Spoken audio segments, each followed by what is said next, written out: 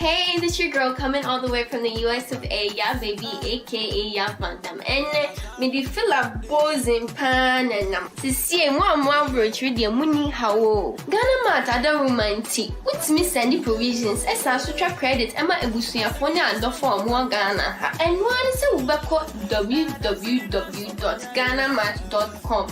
And they would say, boy, a sharp connection. www.ghanamat.com. Let's try provisions in the credit. Na really angazankaza. I have friend numbers na mo screen na seno. Ghana Mat ye krano.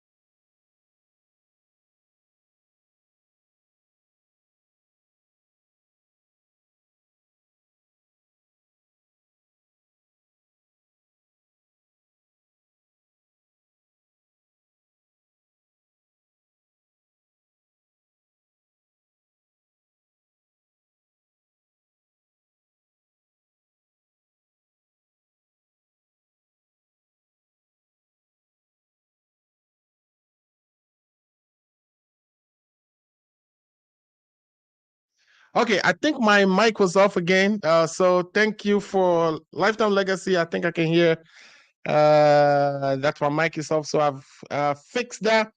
But welcome back to the Ghana Agenda. My name is Effah Ameyam, and today's August 14, 2021.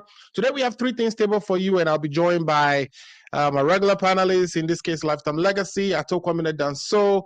I have a surprise guest for you today, whom I'll be introducing as soon as I bring everybody from the green room on. But today, the three things we are talking about are: one, GNPC is getting ready to take a stake of 37% in Aker Energy and 70% in AGM Petroleum. These are two companies that are doing exploration in Ghana. We want to be able to build our capacity as a country to do our own exploration, considering that the world is shifting away from the use of hydrocarbons to renewable energy. So we'll look into that and see whether that it's going to be a good deal for us. If it is going to be a good deal for Ghana to spend $1.1 billion to acquire stake in AGM,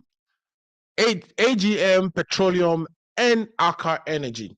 Topic number two that we'll be addressing today has to do with Sputnik V vaccine deal that our Minister of Health, Kwame, has gotten into to procure Sputnik V vaccines to be deployed in Ghana as part of the fight against coronavirus in our country. We know that deal has been terminated and some refunds have been made, so we'll look into that and see if we've gotten the appropriate refunds made and whether some laws have been broken and whether the Minister of Health should proceed on leave. Others are also asking that the Minister of Finance, who's also approving those loans, should also proceed on leave or resign.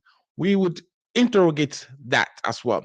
Now, Article 94 bars dual citizens or people with allegiance to other countries from serving in parliament. Two parliamentarians are going through a court process to test that article and we'll be talking about that as well. One is from Asin's North, which is in the central region, and the other MP going through this, issue with Article 94 or going through the court process is coming from Jomoro in the Western region. We'll see whether that article of our Constitution would crack or whether it would persist. So I have my guest joining, and what I'm going to do is, as soon as possible, I'm going to switch over so we can start the conversation. But let's take a quick break, and when we return, we would begin with our conversation. Stay tuned. Please share the link. Hey, this your girl coming all the way from the US of A, yeah, baby, aka Yavantam. And me di feel a buzzing pan and see one virtually the money how Ghana mat other romantic. What's me sending provisions? As I such credit, Emma Ebusuya phone and the form one Ghana. And one is a www.ghanamat.com. And they would say, boy, a sharp connection. www.ghanamat.com. Let's provisions in credit na I have friend numbers na screen Ghana Mat ye crano. All right. Welcome back to the Ghana Agenda again. My name is Effah Ameyam. Lifetime Legacy. Can you hear me now? Because I think I'm getting the feedback that my audio is not on. Let me know if you can hear me. Lifetime Legacy. Can you hear me?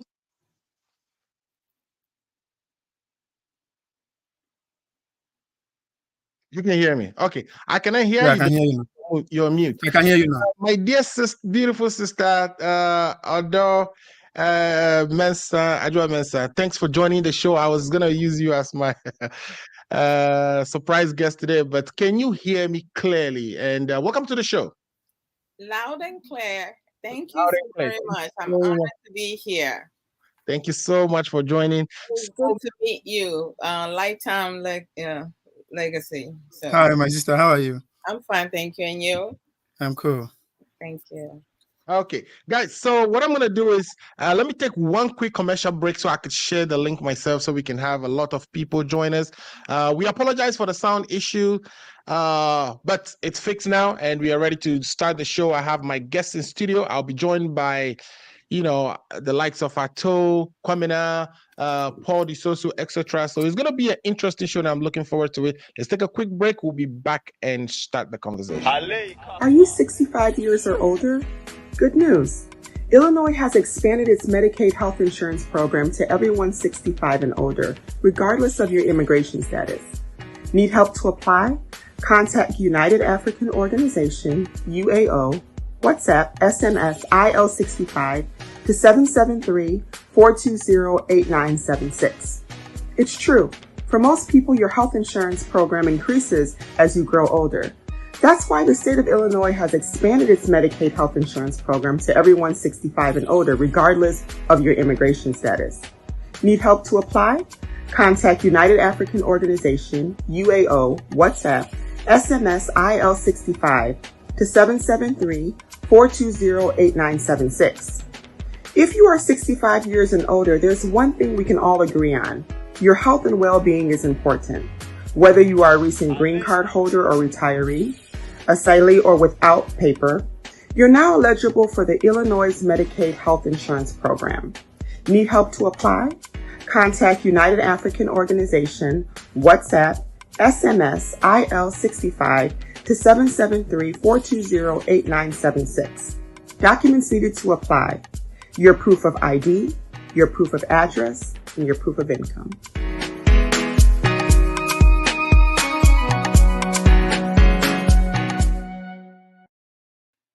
All right, welcome back to the show. And today we have a surprise guest for you in the person of my only and dear sister, Adwoa Odo Mensah. Adwoa is a psychologist by training, and she does social media commentation by hobby. I'll let Adwoa actually introduce herself quickly before we get into the show. So, my dear sister, can you please introduce yourself to my guests, my audience and viewers, and tell them a little bit about, not just the social media commentation, but what other things you do for fun, and so we can get to know you. I mean, that's it. My brother Alfred, I'm honored to be here, and thank you for inviting me today. I appreciate your time and giving me this opportunity. And greetings to all the loved ones, supporters, followers of Brother Alfred on Ghana Agenda. My name is Ajo Odomensa. I'm like, neutral person. I love to talk and I get along with everyone. People who don't like me, they just don't get me. That's how I am. I graduated with psychology. So I talk about marriage. I talk about so many other things, life issue itself. And I guess, Ghana Agenda is part of life issues. So I'm here today to just share my views on certain things, on different aspects. I'm trying to step out of my comfort zone. So I'm happy to be here and thank you. All right. Thank you so much for that introduction, my dear sister. And all right. So Lifetime Legacy, you've been on the show, so you are a known quantity. I think everybody knows you by now. But once you start your presentation, you can, if you want, tell our viewers and listeners again who you are and what do you do. I know you've been a party official from is it Ablekuma Central before, and again you can highlight that. But I've stabled three things for us to talk about today, which are one, GNPC getting ready to take a stake in our oil exploration. Currently, we have foreigners come invest in Ghana and explore our oil for us, for which they pay royalties, taxes, etc. But now, we ourselves, in other words, Ghana, is trying to operate in that area. And there are several reasons for that. So we'll look into an inquiry that was done by a joint committee of parliament on mines and energy and finance to look into the feasibility, whether that deal is something we should be doing. And my question that I'll be posing to you is whether it's a good move. Second thing we'll be talking about is we know, COVID-19 was declared somewhere in March 2020 as a pandemic. 2 days after its declaration, Ghana has recorded 2 cases. And since then, it has been going from one wave to another. We are actually in the 3rd wave as we speak. Ghana was going to benefit from a scheme called COVAX, which was put together by the World Health Organization. And in fact, we were one of the first countries that received, I think, 600,000 doses of the AstraZeneca vaccine type in Ghana under that scheme. We are also part of an African Union platform. That would be, a way for us to access additional vaccines. But close to, and these 2 platforms, both the COVAX and the African Union platform, were both getting their vaccines through a company in India, Serum Institute, which was making the AstraZeneca vaccines. But somewhere along March of 2021, we had an issue in India of elevated number of infections, causing India to close its borders to vaccines going out. And our Minister of Health had to find other ways to get vaccines to inoculate our people because we were also going through a second wave ourselves. He undertook some deal. Some of those deals, according to what we are learning, is that they didn't go through the appropriate channels, etc., etc. So will we be talking about that as well? Another third thing that I've tabled for our discussion today is Article 94 says that if you have an allegiance to another country besides Ghana, or if you are a dual citizen, that you would not be qualified to serve in parliament. 2 parliamentarians in this 8th parliament happen to have either been accused of having allegiance to another country, one USA and the other Canada, and they are currently going through a court process to settle these matters. Would this Article 94 stand or will it crack? That is the question 3 I have for discussion today. So without much ado, I'd like to bring my 2 amigos who are currently in the studio for us to start that conversation. But again, we'll be joined by Ato Kwamena and also Paul De-Sosoo and perhaps Effah Ameyam. I'll be checking on them as we start the conversation. But let me start with the political first, and then I'll bring my social psychologist to smoothing it out for us after listening to the political.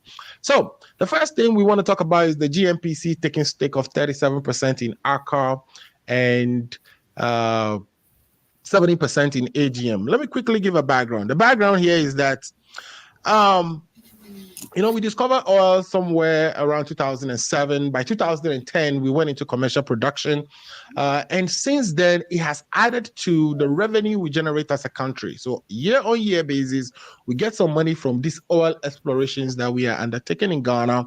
And that adds to our GDP or adds to our revenue for us to pay interest and, build all these roads that we are undertaking in the country. Now, what is currently happening in the world is that we know countries are moving away from cars that use petroleum. They are shifting to what we refer to as energy efficient car. So we are just joined by our big brother here, Effah Ameyam. And Effah, so I'm sure you are familiar with the 3 topics we've tabled for discussion. You're on the road. We hope you take it easy and be safe while you still participate in the program. I'm trying to get a place to park. Okay. Yeah, but I'm listening though. I'm trying to get a parking. Okay, so we'll be monitoring you, and as soon as you settle, we'll bring you on so that we can take your views on some of the topics we table for discussion. So, if I was just giving a background of the topics we'll be talking about today, and I'm saying that we get these revenues from our oil explorations on year-by-year basis, and in the world today, countries are shifting from manufacturing cars that we use petroleum to energy efficient car or to electric cars.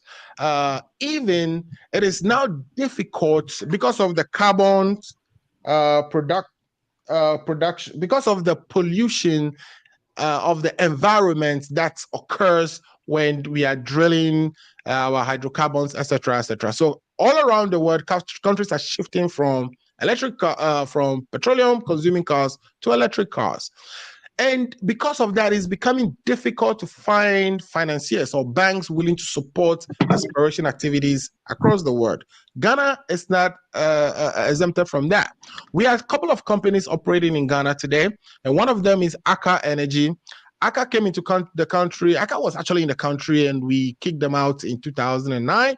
Abrogated a contract that he had, but he came back in 2018 and bought a stake in Hess. Hess, is one of the companies that was drilling at our deep water tunnel, Cape 3 Point. They've been in that space, helping us explore our petroleum resources. They've conducted some number of drills already.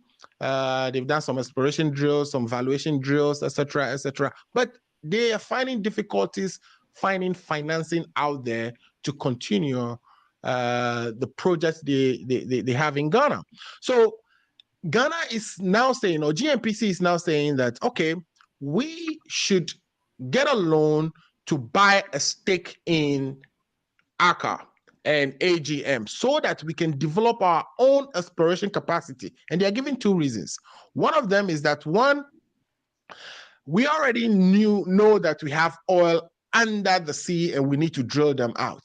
We know that if we waste any further time, sooner or later, those oils will be stuck there and we can't drill them out because we wouldn't be getting these companies who have the equipment, the know-how, and the financing to do that for us. So we want to develop our own internal capacity to drill our oil. Otherwise, that resource will be stuck there and we wouldn't be getting the money that we actually get every year to support our budgets.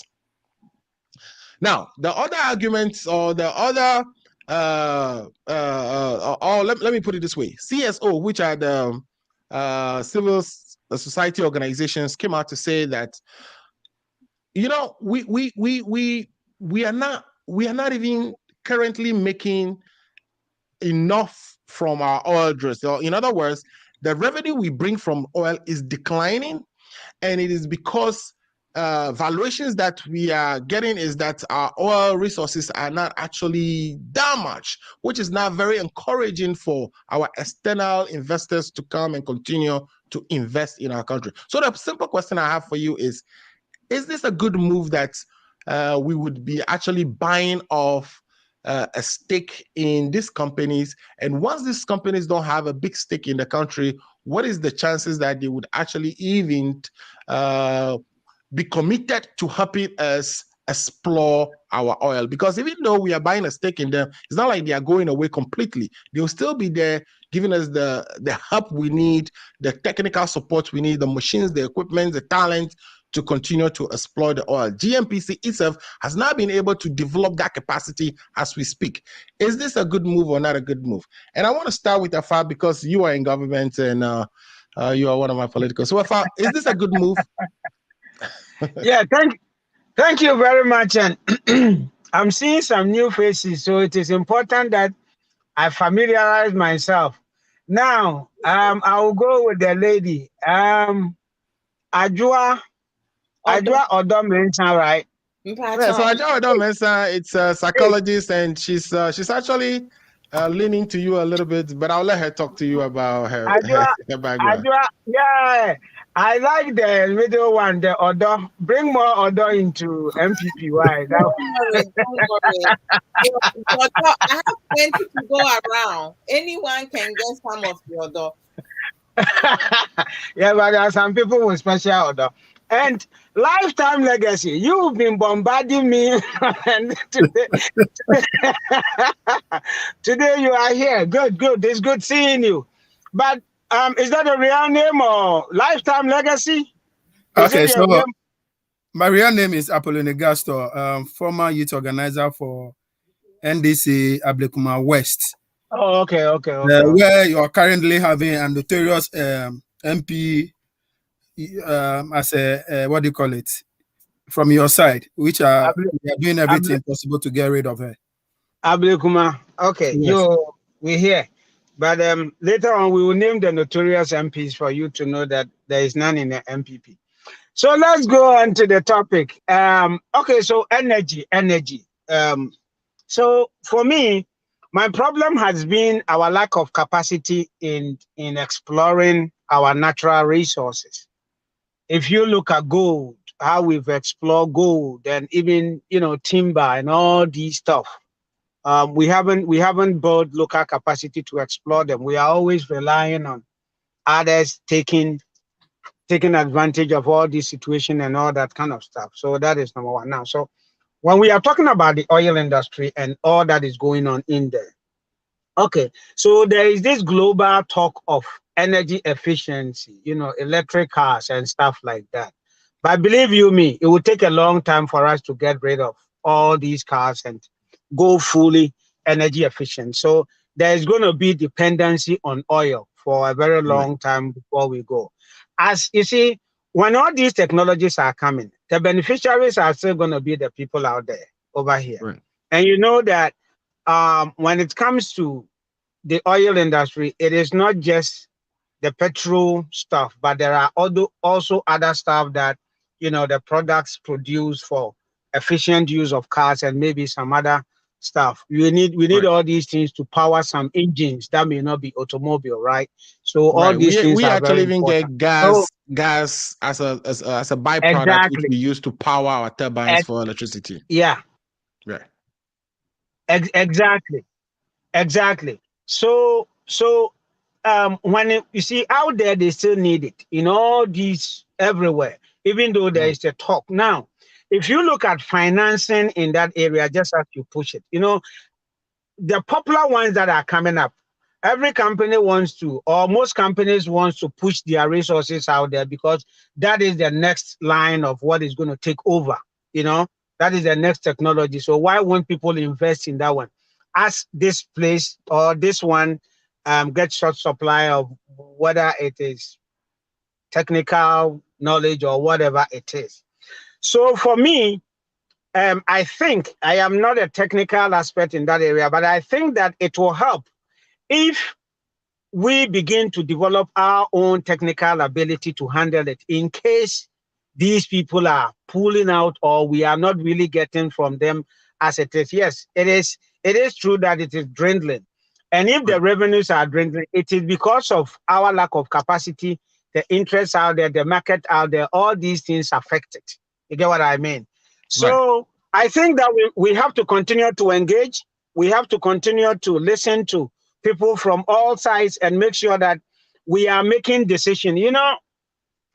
The country and our civil service and some of the things that our political leaders have, entangled ourselves in are not the best, So as we go into this, as we venture into this, you see me, I am one person that believes that we have the human manpower, maybe a little bit of technical needs, but we have the human resources to train.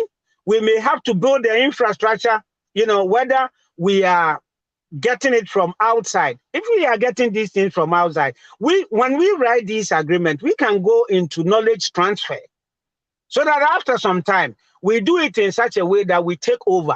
Then we begin to mine our own resources. But you see, over the years, the Ghanaian has proven that when given the opportunity to mine something, to develop something, then it turns out to be inefficient. It turns out to be, going down, down, down, down, and down. So all these things should guide us, irrespective of where we arrive at, that it is important that if we don't have the technical know-how, we get it. The question of whether we have to go into it, I think that we need to consider that. Because if companies are not showing interest and stuff like that, then we as a country need to show interest in coming up with a conclusion that we need to mine these resources for our development. The question of financing, it is also depends on your negotiating ability and convincing people that really, you see, sometimes some of these things we get stuck because people are also looking at what you are using your money for and your ability to pay us back, right? So if constantly people are out there reading that, okay, in Ghana, they come for the loan and this and this and this is what is happening, credibility in terms of granting you is also very key. Whether we like it or not, some of these challenges we have with international transactions affects our ability to get more. And these affect how we get interest rates and all that kind of stuff, So we have to balance the whole equation and make sure that whether we are taking a certain percentage of it, it also comes with this idea of knowledge transfer. Okay, I think we lost Effah there quickly. So while we wait for Effah, we are also being joined by Paul De-Sosoo. Paul is on the road as well. Paul, we'll wait for you. We'll keep monitoring you, and once you get into a comfortable place, we'll bring you on to contribute. But Effah, you were saying you were wrapping up your what do you call it, your submission. So and we lost you. So if you can continue, that's right. I don't know what happened. The technology man might have done something to push me out, but that is fine though. So in my conclusion, right? I don't have much to say on this one. My conclusion is that, you see, as a country, we have to be interested in the fact that we take the oil out of the ground, right? And in so doing, the contracting is very important. If we are getting people to help us, it should come with knowledge transfer so that we acquire knowledge and then transfer it onto us, ourselves, and be able to do it over time. We have not been good managers of our resources, that we must admit, right? And we should be guided by... The concern has been that, GNPC has been there since the 90s. And the main purpose of GNPC is to actually explore oil. And so in the oil, in the oil industry, we have the upstream, which is the exploration activities, and we have the downstream, which is the commercialization, the selling, processing in the middle, and then we sell in the downstream. But their job essentially was for them to help with the exploration, and over the years they haven't been able to do that. We have invested about $1 billion in GNPC, and to today, GNPC is not able to solely explore oil on their own. or drill worse on their own without assistance of this foreign company. So people are looking at that and saying that just buying the foreign companies off and giving us a bigger stake wouldn't solve this issue. This issue will be solved by we actually acquiring the equipment and building GNPC's capacity. Those foreigners came in, evaluated, the findings, the worst, and decided to invest in it. If they are not able to find financing to continue, that it's risky for us to buy them off so that they could just take the pot of money we'll be paying them and get away from our country and leave us with these resources that we are not capable of drilling on our own. What do you say about that? So this is a good point, and I think all these things must be factored, right? More so, like I said, that when we have not been good managers of our own resources. But it is important that GNPC begins to go into the second phase. Exploring, we've been able to explore with ourselves or with the help of other companies or international firms and stuff like that. But it's also important that we go to the next stage of how do we, develop our own capacity to man these things, and then, be able to go out there and sell them and make the full amount of money that we should be making. If you check how much they're making and how much they're giving us, come on now, if we are, but they were also talking about, the actual amount of money to build all this machinery and also to come up with all these things to fully do it on your own.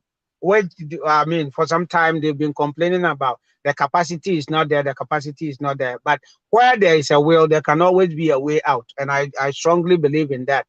But we should not just rush into doing these things for the sake of doing it, and then it becomes one of those white elephants out there that cannot function and stuff like that. That will not help us in the long run. So all these things, it is important that all these factors will be factored in, so that if we acquire it, because of the challenges that the challenges are also being taken into the consideration, that at the end of the day, Ghana will win, and we will not come and be talking about the problems and the problems and the problems. I think that is that's what I have. Thank you. All right, thanks for that submission. What I'll do now is quickly take my sister. I know I should have gone to another political representative, but I know my sister Odo will be leaving us around the 45-minute mark. So my sister, what we have here is we're trying to buy stake in two oil fields or two developments. One of them, which is the one called the South Deepwater Tunnel, it's one that we don't necessarily know, the value of the oil we have even under the water there, because it's a deep water, reserve, and the equipment to actually even get down there and appraise the quantity of oil we have there is not yet on the market. But we are acquiring 70% in that because the foreigners or the foreign companies that are in there helping us with this exploration are not able to get financing. They want to leave.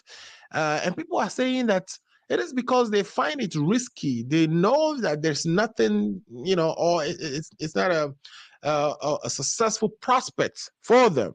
So they want to leave. And they've gone around the world looking for people or other companies interested in buying. Recently, we've heard that ExxonMobil actually left Ghana and wouldn't continue with the exploration activities. And for whatever reason, people are also saying this because they don't see successful prospects in our reserves. Are we, on listening to that background, do you still think we will be getting a good deal here, or we'll be left with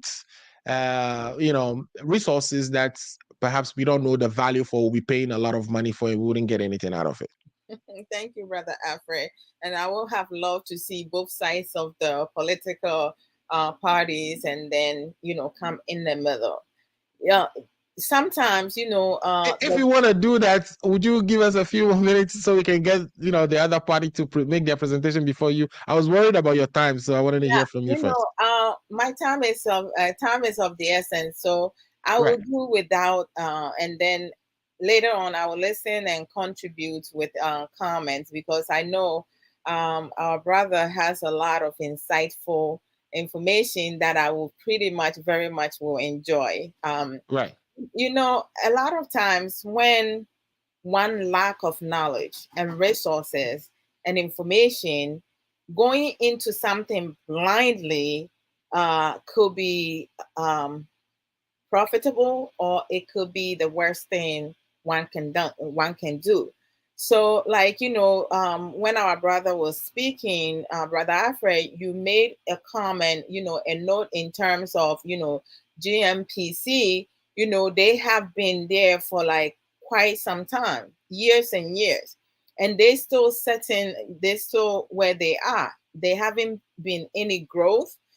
They haven't been any changes. They haven't been anyone in there who is able to take a lead and say, or leap of faith, and says that, okay, we will be able to do X, Y, and Z, giving estimate. And because definitely whatever is down there, they don't know the profit, you know, how much we're going to make out of it. And one cannot produce what they do not have. So I feel like, just listening to our brother, I feel like when it comes to our community society, we tend to, like, you know, want to be part of a lot of things without having a strategic plan, having resources, having enough knowledge of what we put in ourselves into. Because if somebody comes and say, okay, someone have, like, you know, a little bit knowledge, and they start speaking of one or two things, and we just buy into it, and we'll be like, okay, so and so have some ideas, even though we don't know the extent of how much the person know. Because it could be said the person just heard that little information on social media, so they have no idea whatsoever what they're talking about, but they're going to present themselves in a way that we are capable of doing this job. So go for it. Jump into whatever is coming, and then it could be a disastrous. I mean, there is a say that, you know, I'm not sure if you guys have heard it, but if you're not, then I guess it will be me making that one. You cannot jump into a rabbit hole without knowing how deep the hole is. All right. So it's like, for me, I feel that it will be more beneficial if these individuals or personnel that they will be in charge of this project are more well trained, not under the people that they buying a stick from, but from someone completely. Because what can happen is that a company or some personnel may not feel comfortable or even take the chance of working with some of our people, because when it comes to greediness, it's a check.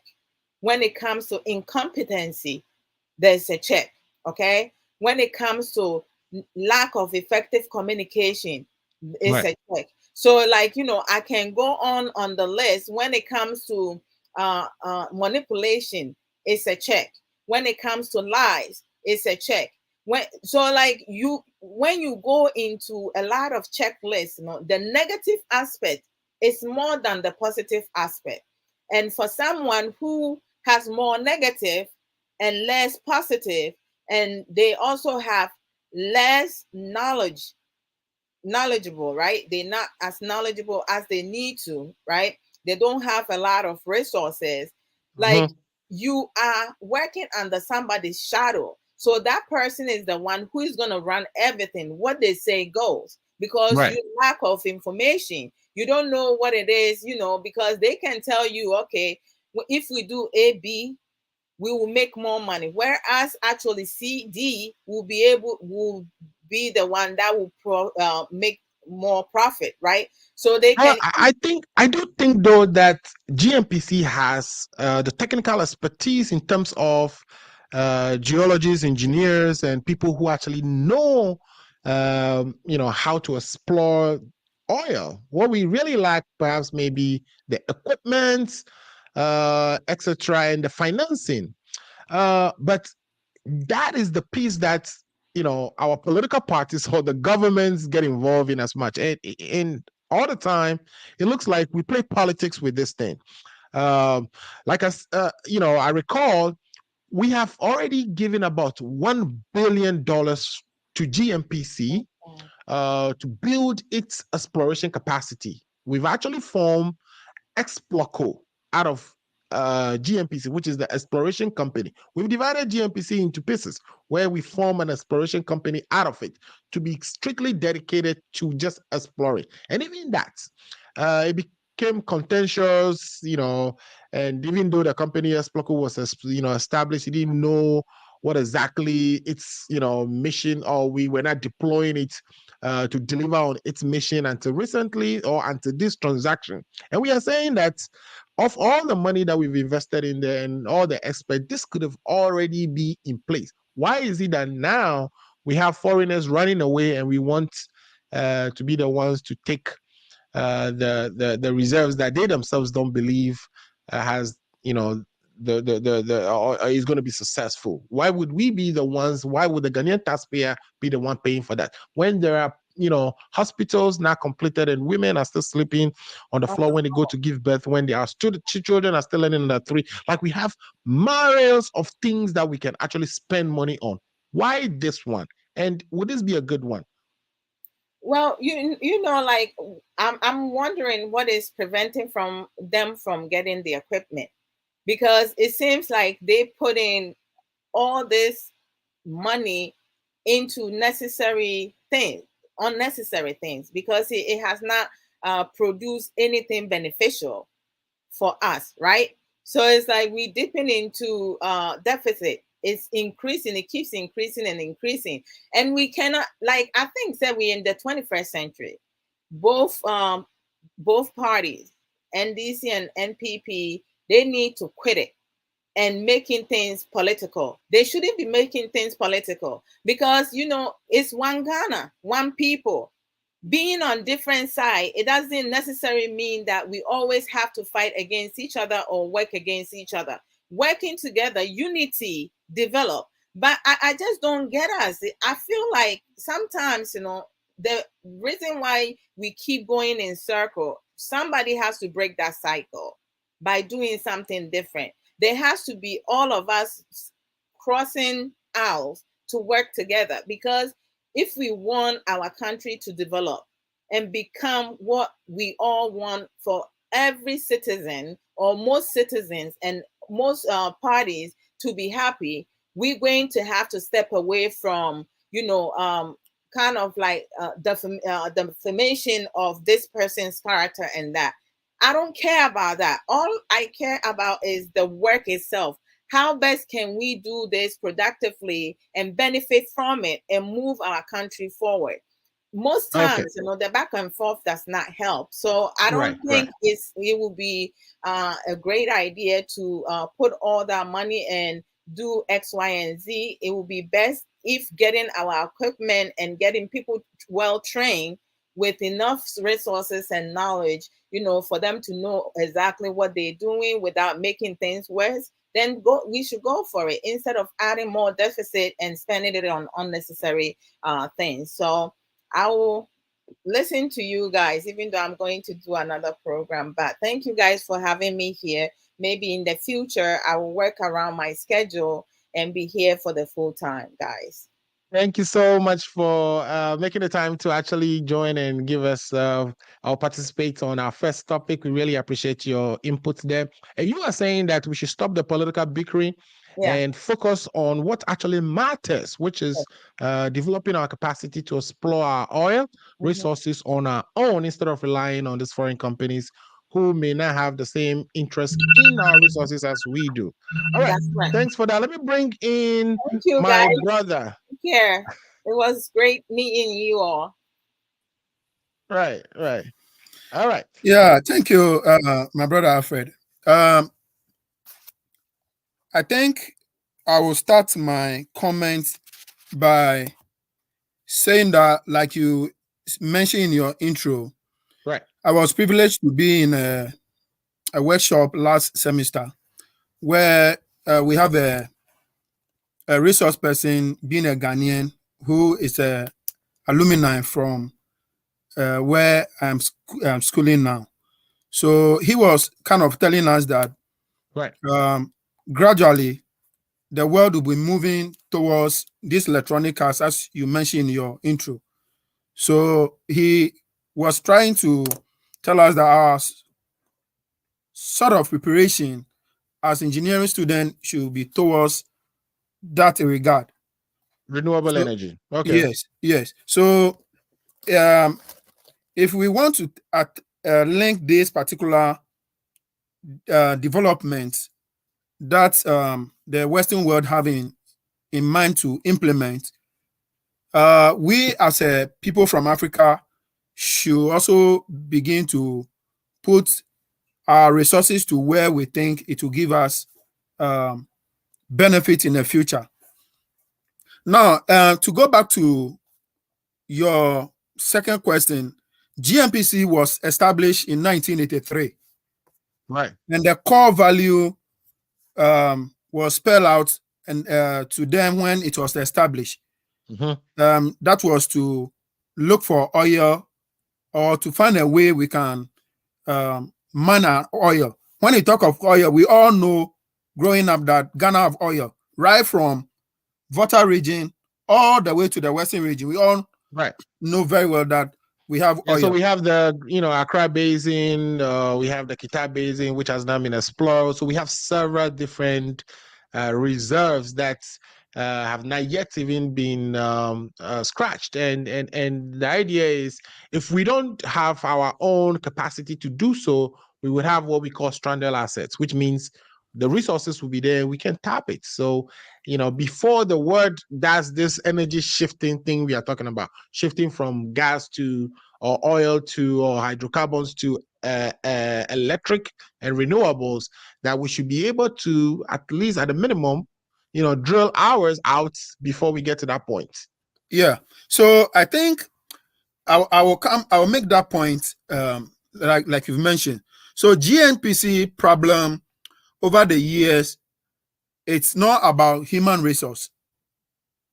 The human resource, we have it, but the problem of GNPC is political interference.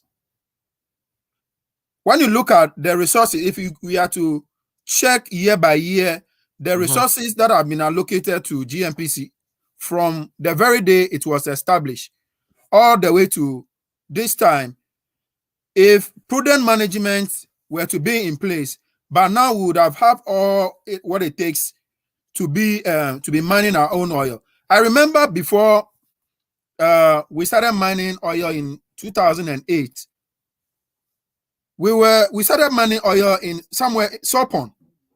Yeah, Sopon Sopon has been ongoing for a very long time. That was you get it, and we're having a drill shape for that particular site, oil site. We all know, I wish Effah is here, we all know the administration that took that drill shape to the market and then sell it on Dogomi. So the problem of the GNPC is about political interference, like I mentioned. They are spending the resources that is on things that are not part of their core value. Right. For instance, just to mention a few, Ochihine celebrating his 20th instrument. The GNPC is there. We all know how the closer sum of amount GNPC gave to Mrs. Kufuado. I mean, those are all things that are not part of their core value. Yeah, but just like every other organization, they also spend on their what do we call it? Corporate social responsibility. Corporate social responsibility, yes. I don't have problem if their mandate have been achieved. If their core mandate is achieved before they are spending money on corporate social responsibility, We won't be talking here. For in your introduction, you did mention that we are now going to what? We are now going to for loan to come and acquire the what do you call it? The Aker energy shell Aker that they want to transfer to us. And AGM, correct. You get it. We are now going to acquire loan, or we are going to take loan to do some of these things.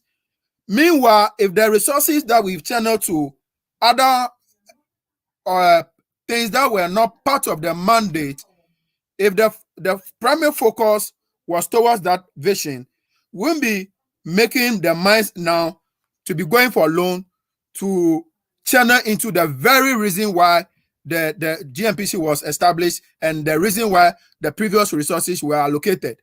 I hope I'm making sense here. So the problem is that we political interference have contributed to priority of the company.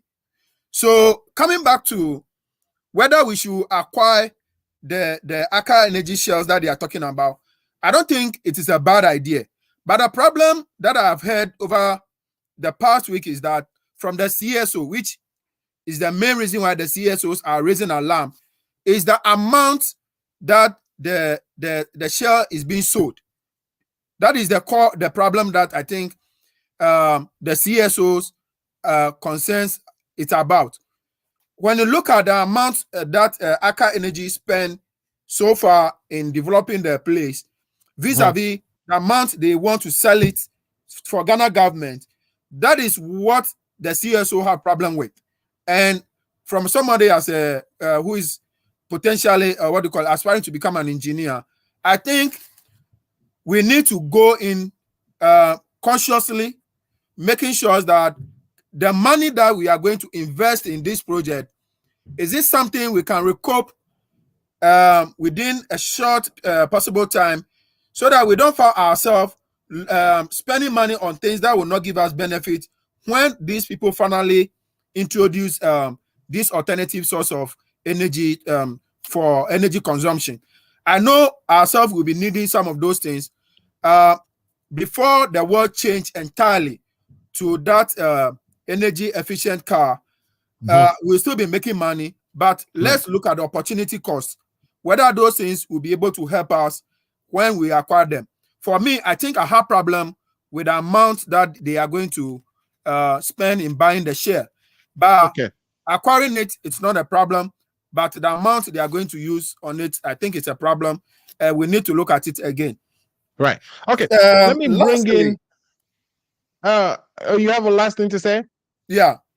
Okay. Let's wrap it lastly, up. what I also would like to say is that if we are buying it, politicians should take their hands out of it. We don't want a situation where we'll be having the PDS scandal appearing in GNPC or in a process of acquiring the share, where at the end of the day, it will be like E&I, who, when you look at the benefits they are getting from Ghana oil exploration, it's more or less closer to what the entire nation is getting, because some individuals who knew the project onset or who were involved onset, politicians were involved onset, trying to capitalize on that opportunity to buy those assets for themselves. So in as much as it is the country will be willing to buy that asset, it should still be an asset of Ghana. We don't want a situation where after those things were have been acquired, we have politicians taking over. And I also I also read the material you put on the you sent to us. I think no country has entirely benefited from oil mining. So we should also take into account if we intend to spend money over there, let us do a due diligence so that the nation will not be at the losing end. Okay, great. Let's do our due diligence so that, of course, our nation is not at the losing end of this transaction. Let me bring in my brother Paul on this one. Paul, so I'm looking at one of the CSO's concerns that they've listed here, and number 6 among them, they are saying that is it actually even worth it? Is it realistic that what GNPC is proposing here, which is that they would acquire a passive interest in a joint operating company or special purpose vehicle, that passive interest would make them acquire the necessary skills to become operator themselves. That they are not even active. At the end, Aker will continue to do the exploration, even though they will only be left with 13% stake. So where is this whole we want to do it so that we can build our own capacity in here? Because you are going to be just a passive stakeholder in this transaction. So it makes it not realistic. What is your take on this? And people are saying that this whole Aker coming back into Ghana, acquiring reserves from herbs and all that, and claiming that they spent $800 million was just a small screen to get a government or the taxpayers' money again into the hands of a foreign company, etc., etc. What is your take on this? Do you think it's realistic that we are going to be a passive so we are going to be passive owners of a joint company, and based on that, we will be able to get the know-how to become a major player in the upstream of our petroleum industry ourselves? Thank you very much, Alfred. Can you hear me, please? Yes, I can hear you. Yes. Thank you very much. And I think, the other speakers have done justice to this issue. Well, I share very much most of the things that have been said over here. Just to add to that, look, before GNPC will go into this deal, let's get the financial experts to sit down. Let's do cost-benefit analysis. Right. Do not forget that exploring oil, there's a time limit to it. It's not something that you can do continuously for a long time. It can take maybe 15, 20 years, and you cannot explore oil again from the particular site that you are exploring now. So let's get a financial analyst, guys. Let them do the cost-benefit analysis. From now to the time that when Aker come and put a partnership with the GNPC people, where they are going to explore that oil. How many years is left for us to explore oil? What are the figures or what are the financial benefits that we are going to get? Let's do this business analysis, and if this analysis will benefit Ghana as a country, why not? We can go in. But if it's not going to benefit the country, then I think they should look at another option.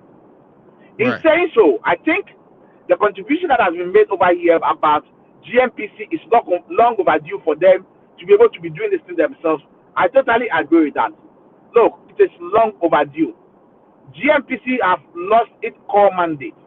The core mandate that they've given to them is to focus on exploring oil, identify places that we can get oil and exploit oil, and make sure that this oil are exploited in environmental free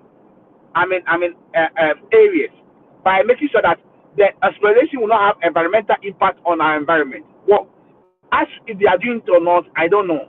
But I just want to say over here that I think it's a good opportunity for me. If you ask me, I would say that I will advise, I will prefer that, the government of Ghana go to, our universities, identify students who are doing very well in oil exploitation. And I know when you go to KNUST, Pakuma University, they are now doing petroleum engineering over there. Identify some of these students, okay? Take them, let them go outside to countries where they are doing this exploration. Let them go and train. Sign a contract with them. They will come and train, learn, and go through the process to learn how to exploit the oil. And then after that, they will come back, let's get the equipment ourselves, and let's get into business. I think this business whereby we bring foreigners, and at the end of it, they take chunk of the benefit away. It's not happening, Anna. It's not happening at a country that we belong to. We want to move forward. And the only way we can move forward is to do it ourselves. And I believe, Right. and I strongly believe that we all have the capacity. We have people who have the technical know-how and the knowledge. Those that we don't have, let's acquire them and let's do our own thing. So this is what I want to say. Thank you. All right, great for saying that. So at this point, let me bring in Ato Kwamena, who's neutral. Ato, so I think there's consensus on this matter. I think we all agree that we as a country need to be able to explore our resources without depending on foreign companies to come and help us do it. And we've established GNPC since 1983. By now that they should be in a position to do so. Just like Saudi Arabia have Aramco, which was their version of GNPC, and other national oil companies helping their countries explore all on their own. Even Aker was a Norwegian national company that helped Norway in fact develop their exploration capacity. So we as a country should be able to do that. So there's that consensus. But the issue here now is the type of arrangements we are having. Would buying a passive interest in Aker, who is happy to leave, looking for all type of investors to just come in and take over this thing away from them so that they can be free of this investment. And they are not successful finding anybody on international markets that whether it's a good idea for us. We know the resources belong to us and it's not going to go away. We can, go and spend additional money to get GNPC to build its capacity. But what we are about to do is just hand over $1.1 billion to Aker and AGM so that we can own 50% of our reserve. Would that translate to we having the capacity? Because it's not like we are 100% taking over Aker. We just taking 50% interest. They will have a little interest in there themselves, about 13% or so, which would mean that they will continue to support the exploration. But with 13%, their risk is minimal, and the biggest bearer of the risk will be Ghana. But Ghana is not in a position to actually do this thing. Should Aker get up right now and say, you know what, we are done, we don't want to do this anymore? So is this so much of a risk we are taking? Should we look at it differently? I know that it's not a done deal. GNPC came to Parliament asking for permission to start the negotiations with Aker and AGM, and Parliament is saying that yes, go ahead and start the negotiations, but whatever you find, bring it back to Parliament because Parliament wants to be part of the decision. Do you think this is a good deal for us, or this is going to be a good deal for us that we are dedicating 1.1 billion towards this instead of perhaps using it to build capacity in other ways?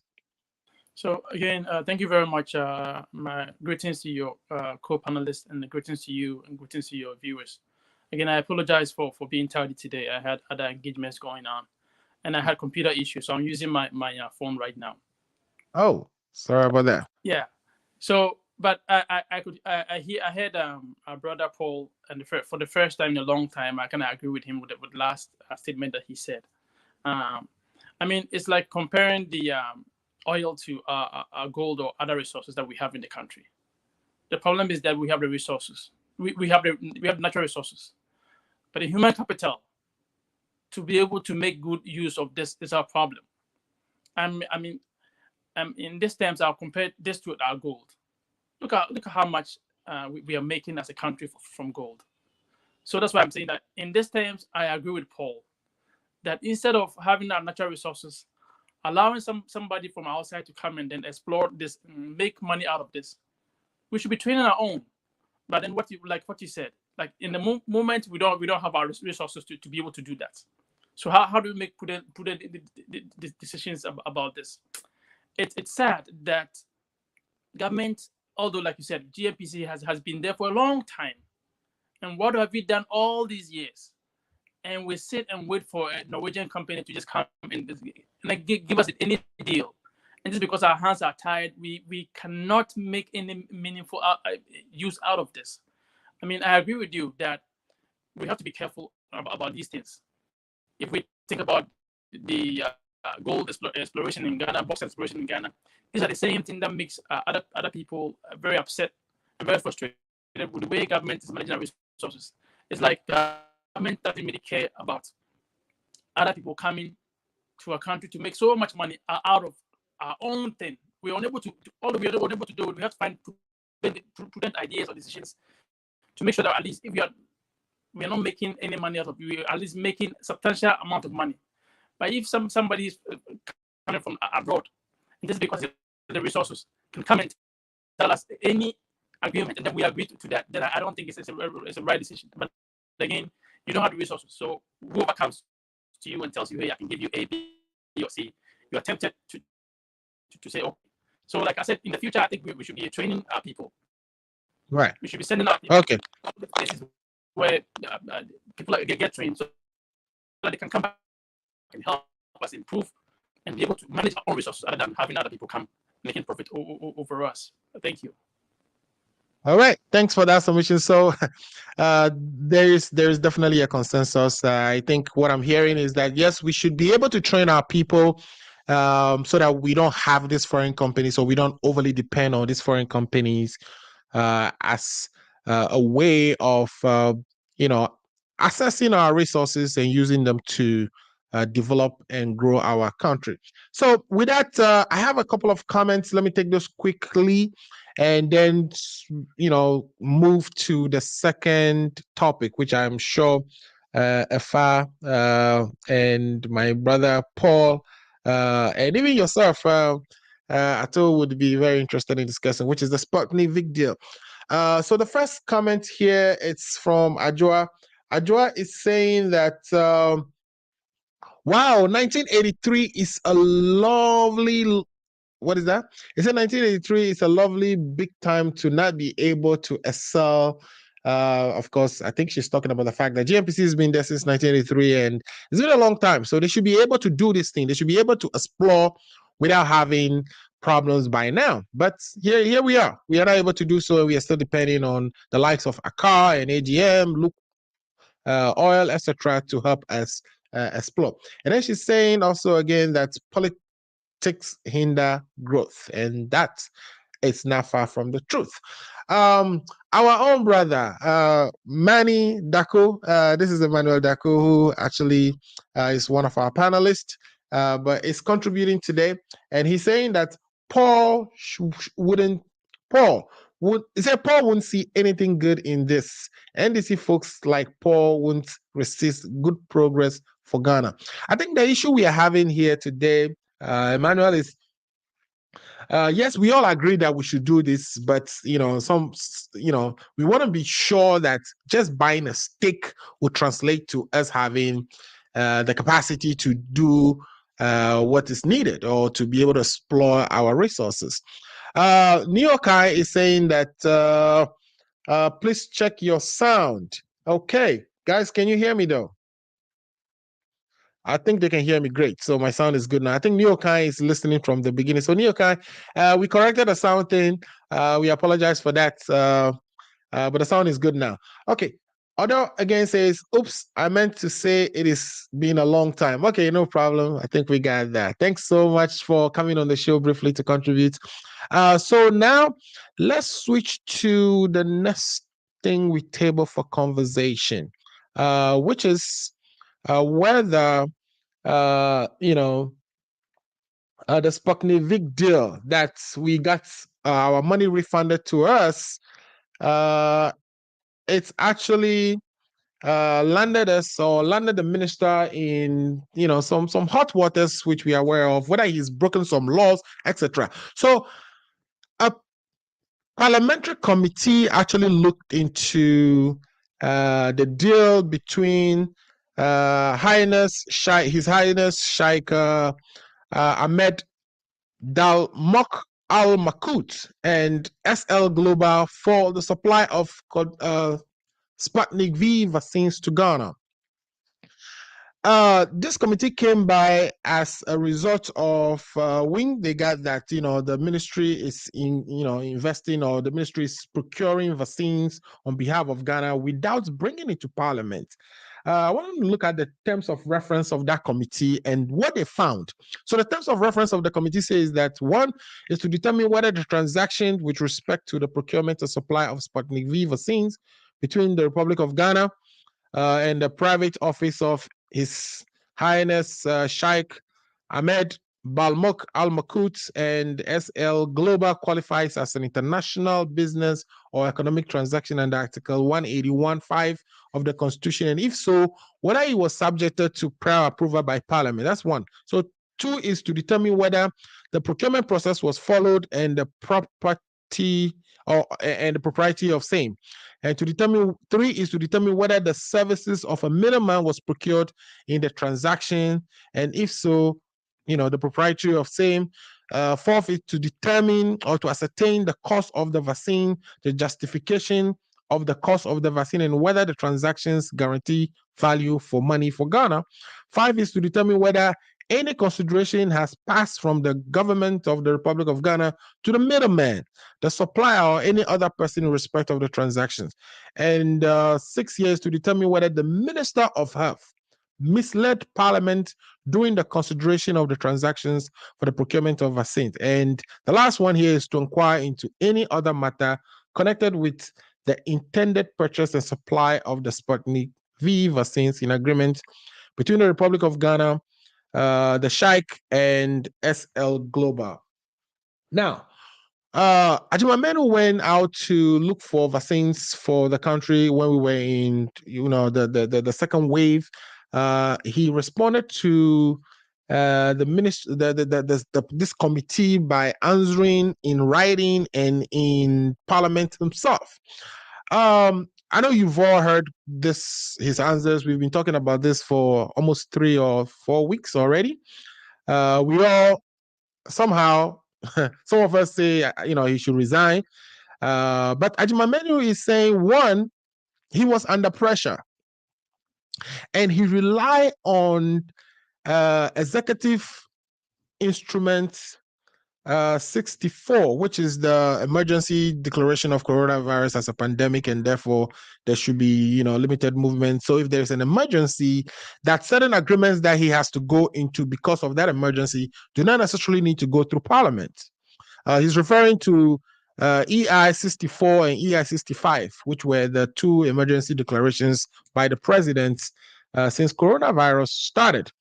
Ajimamenu is saying that he did not even go to Parliament because the decision that he did not even consult with cabinet when he signed this agreement with the Sheikh and SL Global, because there was a COVID emergency committee which is headed by the president, and that committee decided that cabinet is not consulted. So there's something interesting there. He is emphatically saying that one of the reasons he did not go to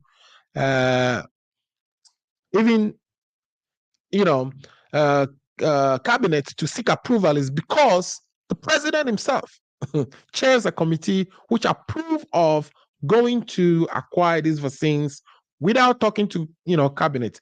And he's also again referring to that imposition of restriction coronavirus disease pandemic, which is the EI 65 and 64 that I was referring to, etc., etc. The one that I'm interested in is whether he has misled Parliament.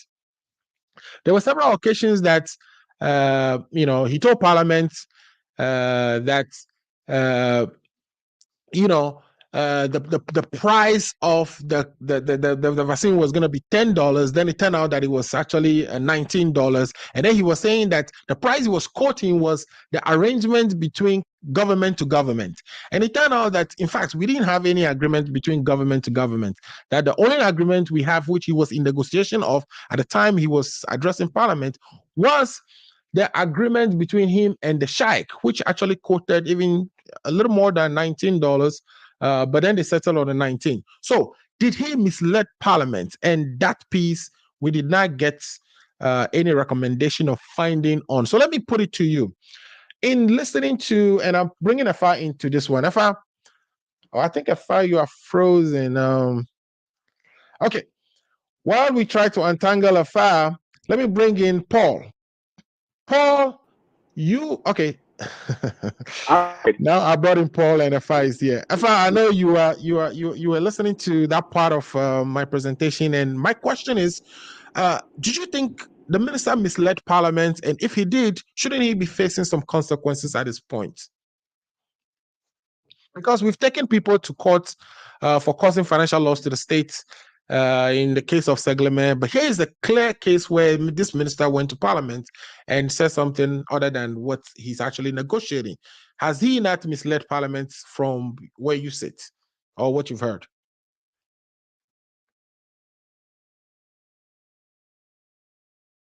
I think you're on mute. Oh, sorry about that. Yeah, before I go on that one, I must say that of all the time that I've listened to Paul, and of all the times that I've engaged Paul, this is today is Paul making a comment on the GNPC thing that there was no politics whatsoever. And I thought if you are taking me, I was clapping for him. Pra, pra, pra. You know, if you compare what Paul said and what Ato said to what Legacy said, then you know Legacy wanted to bring in politics and all that. And I want to advise Legacy that, you know, corporate social responsibility has nothing to do with your core mandate. It has absolutely nothing to do with. If they're deviating from their core mandate, pull them in. Pull them in and make sure. Because every corporation, it is part of your destiny to go. But Paul, I salute you. Say something about that quickly before you move on? Because, you know, what we also know is that the MPP's campaign chairman in the person of, is it McMenu? Yeah. Is actually the chairperson of the board of directors of GNPC, which kind of, when you kind of make this political appointment into those high positions, the organization gets used as, because we begin to use, what we've seen is GNPC was being used as the road contractors, the etc. etc. They are no longer focused on the exploration that they were built to do, or they were formed to do. So like I'm saying, you pull them in. Now, question of appointment. We have to, if a particular way of appointing is challenging, right? Then we have identified the loophole, right? So we need to go back to the drawing table and straighten it up because it's crooked, right? Because at the end of the day, if whether it's McMenu or it's Blay or whoever it is, politically appointed person. Actually, it was Blay. It was Blay. I said, yeah, mistakenly said McMenu. Blay. Blay, yeah. It's a political person. Does he qualify? I mean, you know, all these kind of things. Politically, people are appointed into all these boards. It is not only GNPC. You see, you look at all these boards. Awuku is here, and this person is here. Even if the person is a lawyer, they are here. But what I think is that they have to bring the technical knowledge on board and take the politics out and deliver onto Ghanaians. That when they are shifting from their core mandate, we pull them in. But as we practice our democracy and as we go forward, we need to be structuring our civil service in such a way that they become technocrats and deliver to us the reason for which we put them there, other than being a political chess game or whatever it is. So, I mean, for that is what I will say. Maybe it is a loophole that political parties are exploring, whatever it is, you know. But tomorrow, it may be as doing Katia, and who is going to complain? He qualifies, he can be there, you know. So it is there, and we can work on that. So yeah, having said that, having praised Paul for the first time, and I would dash, and then Ato, good. And what the other lady said, I mean, it's all good. We all have to make sure that whatever our comment is toward development of the country and not just trying to play politics with whatever is happening. Now, so yeah, you told us what was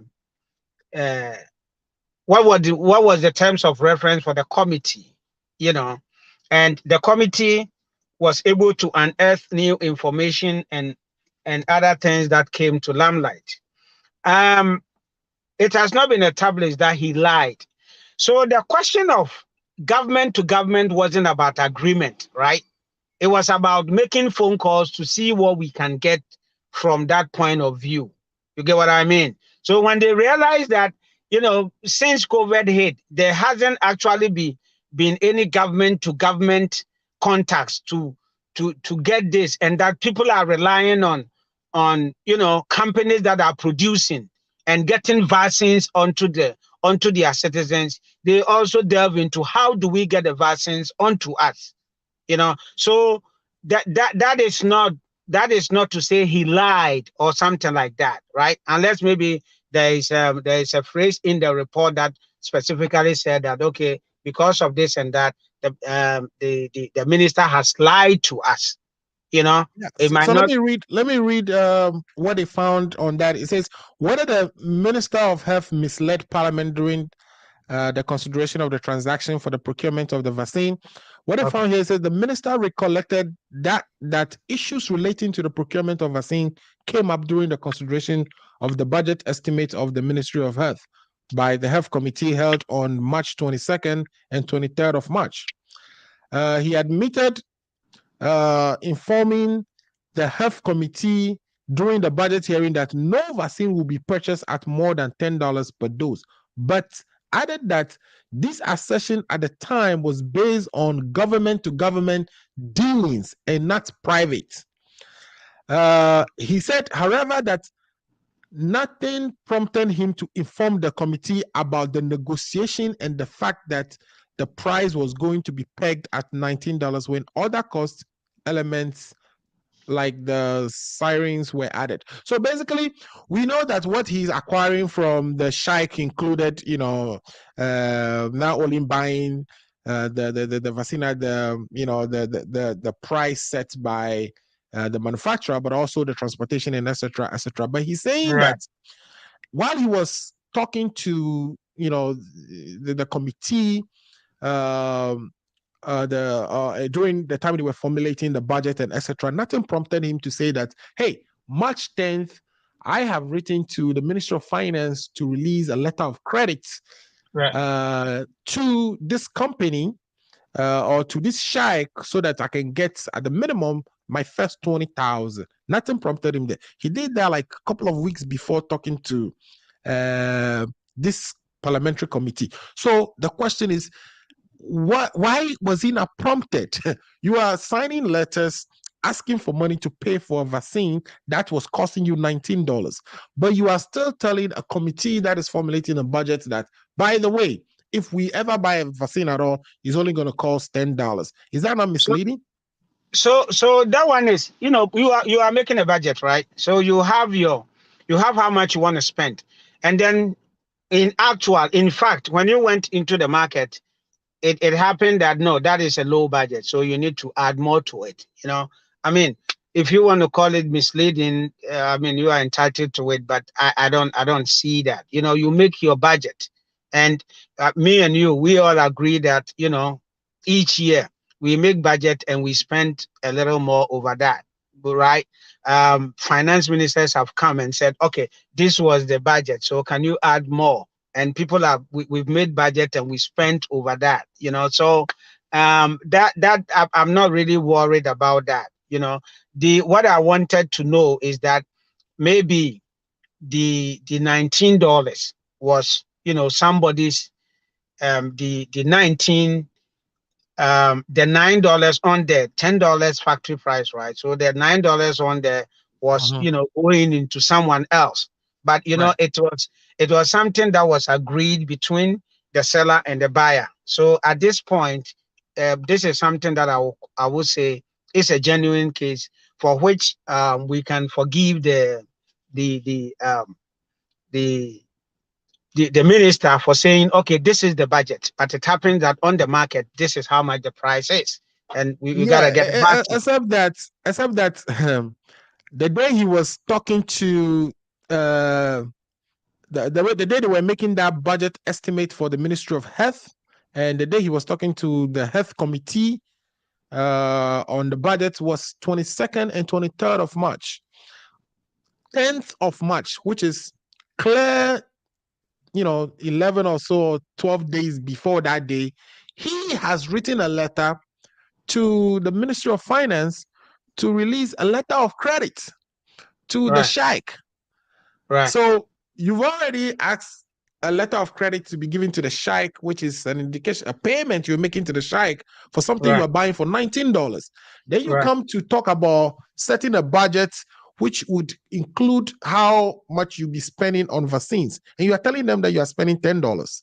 Isn't that misleading? That's what we are saying. So he But knew at the time he appeared before the committee, the issue of the 19 has already come out, right?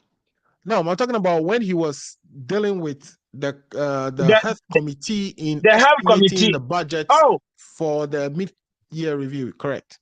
Right. We already had.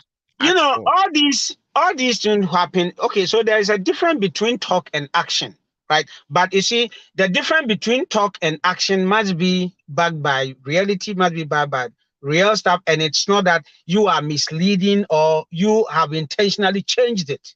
You know, it is not a case that, okay, the 10 is actually $10 and he went out there to make it $19. You get what I mean? So we make the budget saying this is it, but this is what happened on there. In between, if something happened, we can correct it. You know, these are things that it's human infraction. So these are things when they're popping up, we must make sure that, you know, next time we get it right. I don't believe that we have to stand here and crucify him on that. You know, any other action that we want to take, Parliament can make the recommendation and we can take it up from there. You know, but we cannot say that we are always going to be so perfect as there won't be any infractions. But the extent of the infraction, how does it affect us? You know, and when you look at the budget, and like I'm saying, we've had a lot of budgets where they come and they know each year on, we spend more than our budget, and we know. And in some cases, it's even astronomical, right? So these are things I don't want to, you know, delve too much into it. People, we can all make our recommendations and then we learn from that. It's a human institution and we learn and make it better as we go along, right? Okay. But Alfred, if you look at this transaction, right, what you see, the sequence of progression of these events, the price came out, and even when you look at the when the issue came out first, it was first to do with the fact that, you know, the sheikh or where it is coming for is not credible, right? And then people jump in to look at the prices and other. Okay, so you find out that he was able to supply this, so the contract got cancelled. You know, there was a deduction, and then the amount of money has been paid.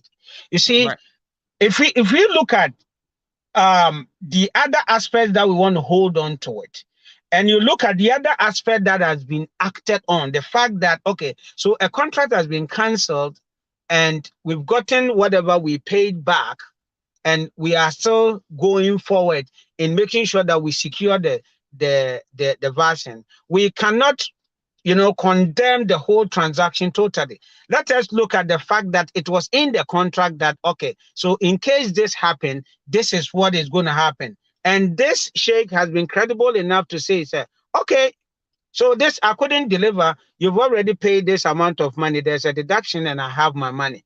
That is a plus in there. But the thing is, people are saying we shouldn't even have paid for that because that contract is null and void on the surface, because this contract. So the null and void is not being a statement coming from a competent court of jurisdiction. It is opinion being expressed based on some other cases, right? So I am hoping to see a situation where this will be taken to try and see if truly it was null and void and what other punitive measures or laws can be activated for us to prosecute this case, right? Okay, let me ask you. The law requires that, you know, at the minimum, if before he goes into any agreement, you know, a minister goes into any agreement, he has to get the clearance from the PPA. Yes. If he doesn't get that clearance from PPA, even after signing the contract, he has to come back to PPA and seek for ratification. Okay. Yeah. He went back to PPA to seek ratification because he said he did it in a moment of time. He was under pressure. Right. So he went to PPA to seek for this ratification. Yeah. Yes. PPA answered by saying they are going to investigate him. Instead of giving him the ratification he needed, that they are going to investigate the circumstances that led to him actually going into an international contract at the price he agreed on without cabinet approval, without the support he needed. So that investigation is currently ongoing. Right. Very good. I like this point. So would you say, in your view, is it null and void? Because it seems, you can't enter into a contract on behalf of the government, just like we talk about isotopol contract. We say the contract is null and void, even though services were provided. Here, some of the product was delivered, but it was delivered on a contract that is null and void. So should we be paying for that? We shouldn't be paying. Yeah. Did you done? You're done with your submission, right? Yes, very good. So you see, so the law requires that you go to the PPA for ratification, which he has done. Now, it is not the case that you go and put the paperwork, procurement authority, I have done something without coming to you. I should have come to you first. So ratify it for me. And then they ratify. No. It doesn't work like that. When you bring it, they would have to find out that what you said you did, for which you need ratification, does it fall under what you do before you come to us? So it is not a criminal investigation. It is investigation to find out, to say, do I need to rectify this or not? And that is what they told the committee. And once the procurement authority does that, then we're going to know. That is what is going to give further clarity to whether this falls under emergency for which you acted this way or not. Until then, they are entitled to go and investigate and issue their report, and whatever they say, we take it up from there. So in that context, we cannot say it is null and void, because the procurement authority hasn't issued anything to that effect. I hope. It hasn't issued. I mean, that's what I think. But it is important that we pressure the the procurement authority to issue these things, so that we further clarify ourselves, and these things become a lesson for the future. Okay. All right. So that investigation with PPA is still ongoing, and according to the committee, they wait to see the outcome of that investigation before they can make any pronouncement on that. Let me bring in our quickly, and a quick one too, on the issue of we paid and came to the parliamentary committee and said no amount of money. The committee did not establish that as lie. You get what I mean? They did not establish that as lie. Yeah. So for me, I was getting ready to say this committee actually did a very bad job because they were giving terms of reference as to things that they should look into. One of them is to find whether the Minister of Health has misled Parliament, and they issued a report here without making any pronouncement on that. They didn't find anything pointing to that. That's why they did not. And don't forget, this was a bipartisan committee.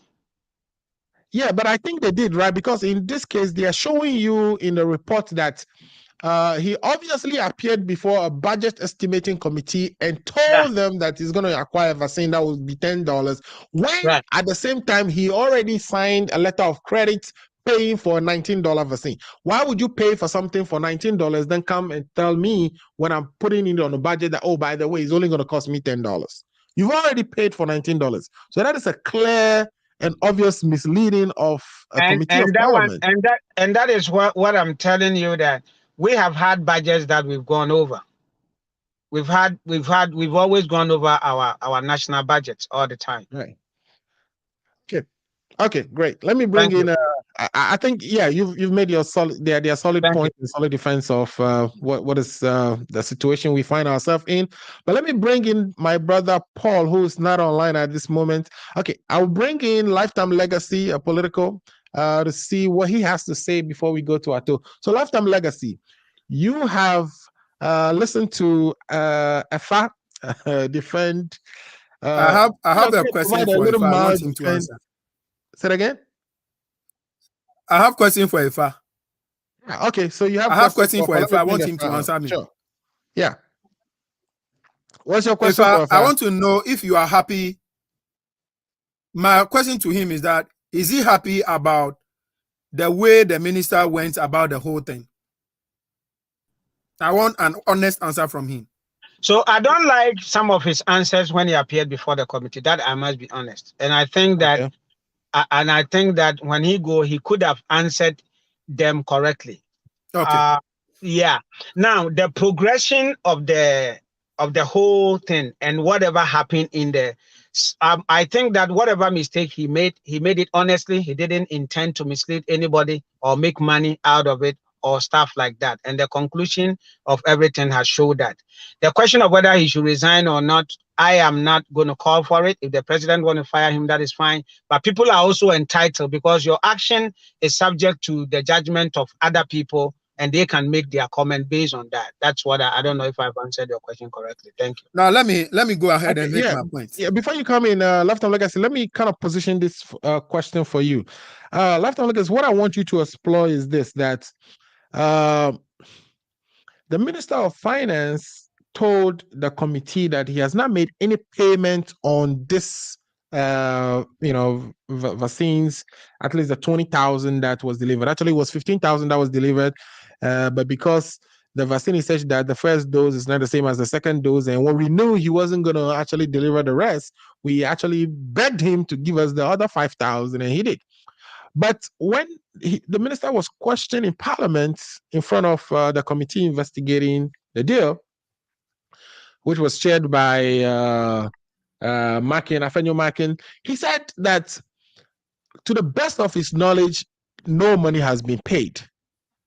And this was answer he was providing in, I think, on July 14th or so.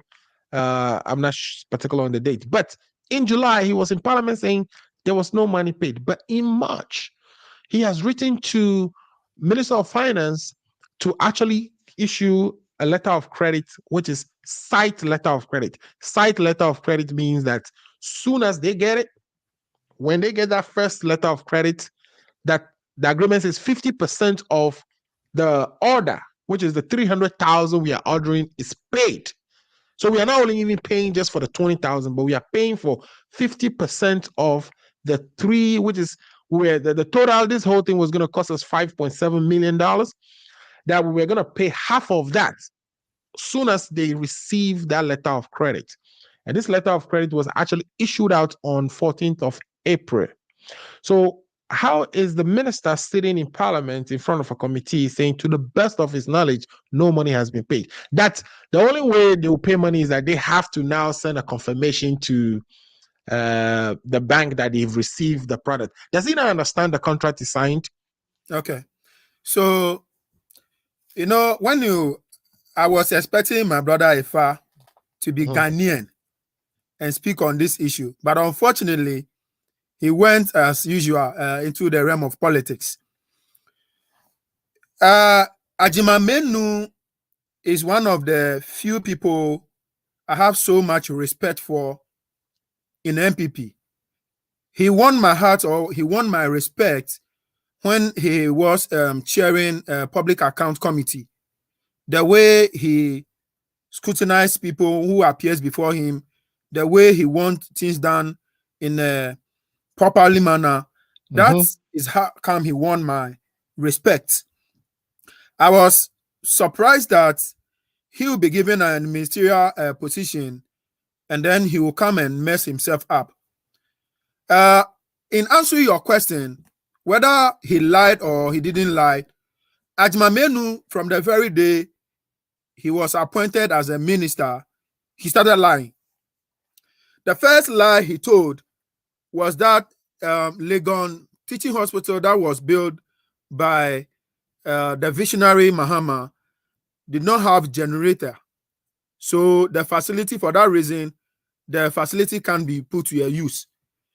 The journalists went there and they saw a standby generator, not even one, but two.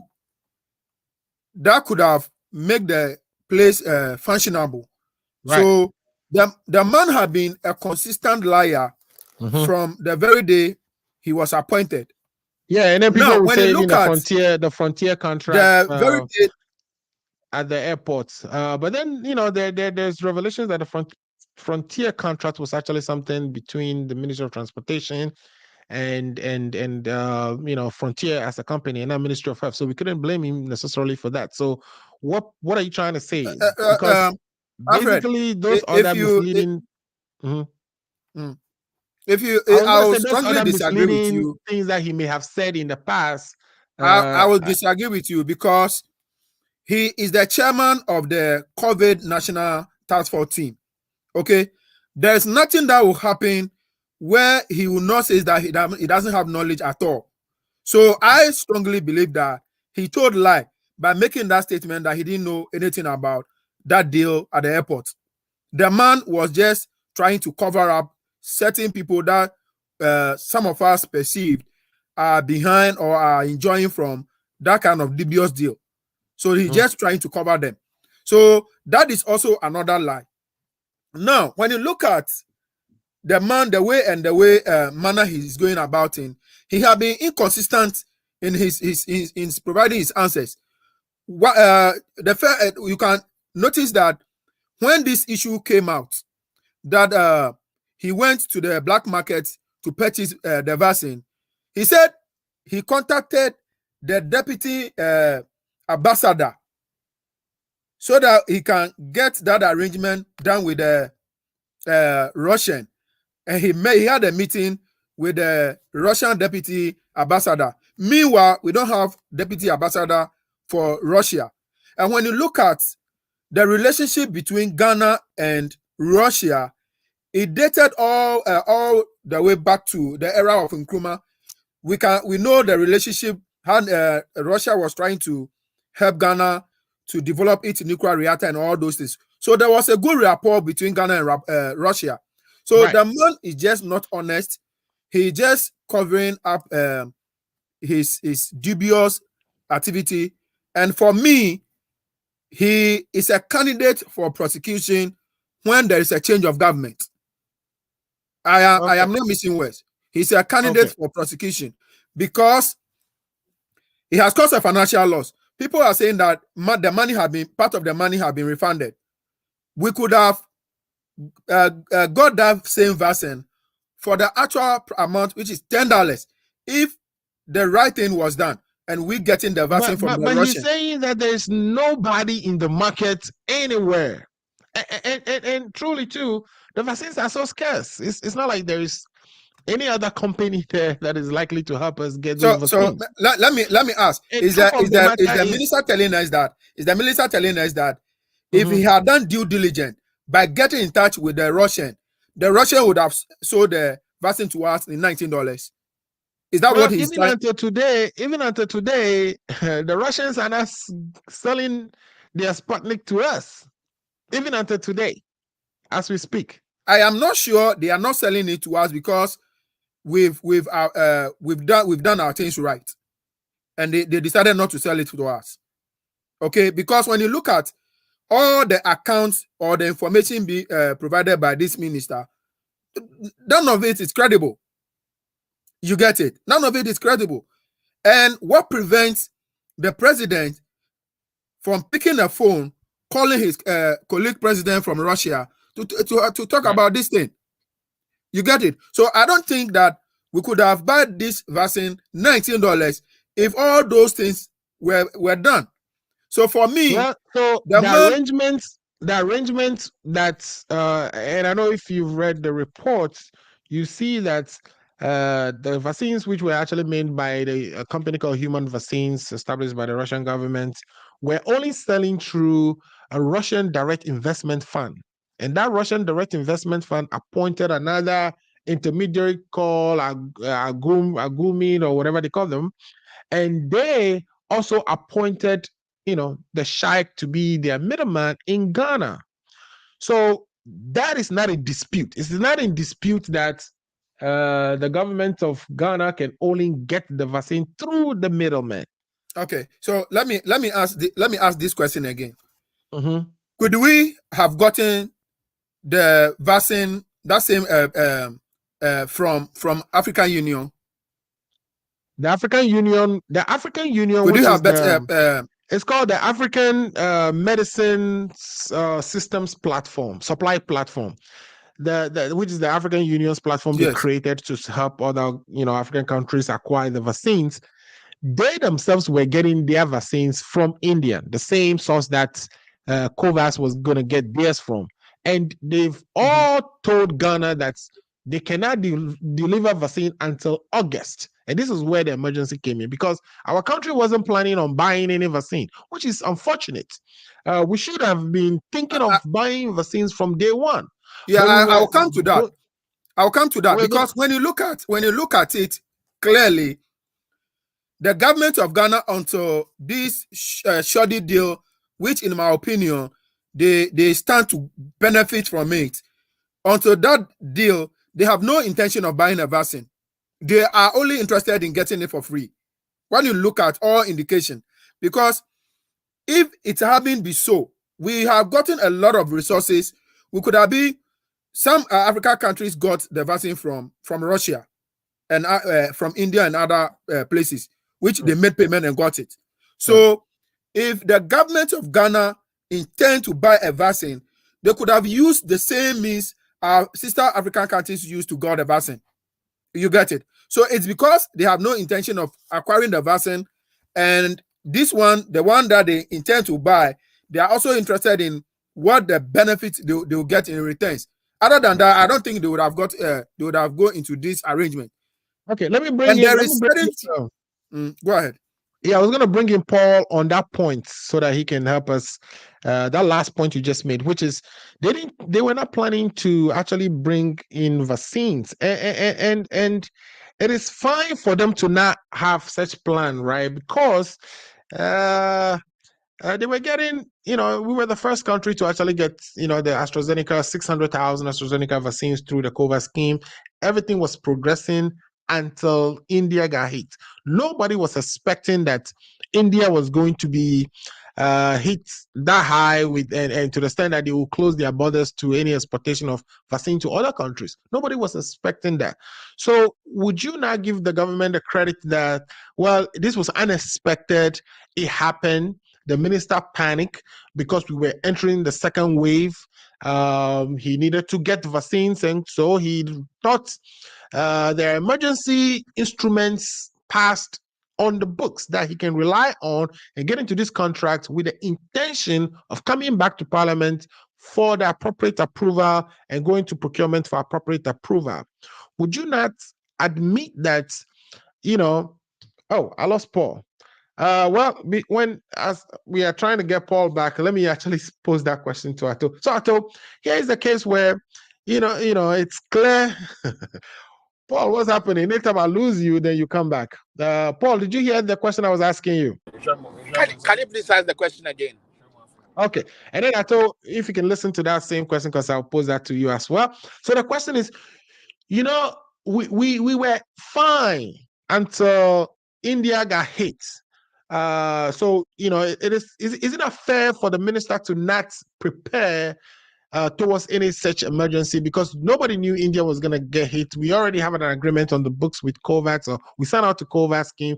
We signed out to the AMSP, which is the African Medical Supply Platform, which was also going to procure the same AstraZenecas from India. But when India got hit and they stopped exporting and said the next supply will be in August, and we were entering in that second phase in March, any minister will panic, right? You should want to find a way to protect your citizens by finding them vaccine. And this is what triggered looking into the private market and trying to do the government to government thing, because before we didn't have that arrangement. And there were laws that we've had on the book, like the executive orders, the executive instruments that were passed, the 64, 65, which says you're in the middle of an emergency. In this case, the emergency being that lives are lives are going to be lost if we don't have these vaccines rolled out and people are getting inoculated. And so he has the power to contract before even going to Parliament, and he's clear on that. Because if you look, Parliament did not make any, even though he broke the law, the 181.5, Parliament did not make any recommendation for him to be punished or resign or any of that because of the executive or instruments in place. Shouldn't we be crediting him and giving him some kind of break for that? Well, Alfred, for me, I totally disagree with all these assertions that you are making this afternoon. Look, let's set the record straight. This deal is create, loot, and share, which involves the president, the Minister of Health, and the Minister of Finance, and other civil servants in the finance ministries and the health ministry. Why am I saying so? Look, as the gentleman who just spoke before I'm speaking said, there's been a lot of series of numerous of lies that has been told by this minister. And the question over here is that they wanted to dupe the country, which they succeeded in doing. But God being so good, if the Norwegian newspaper did not broke the news, this thing would not have even come to the light line.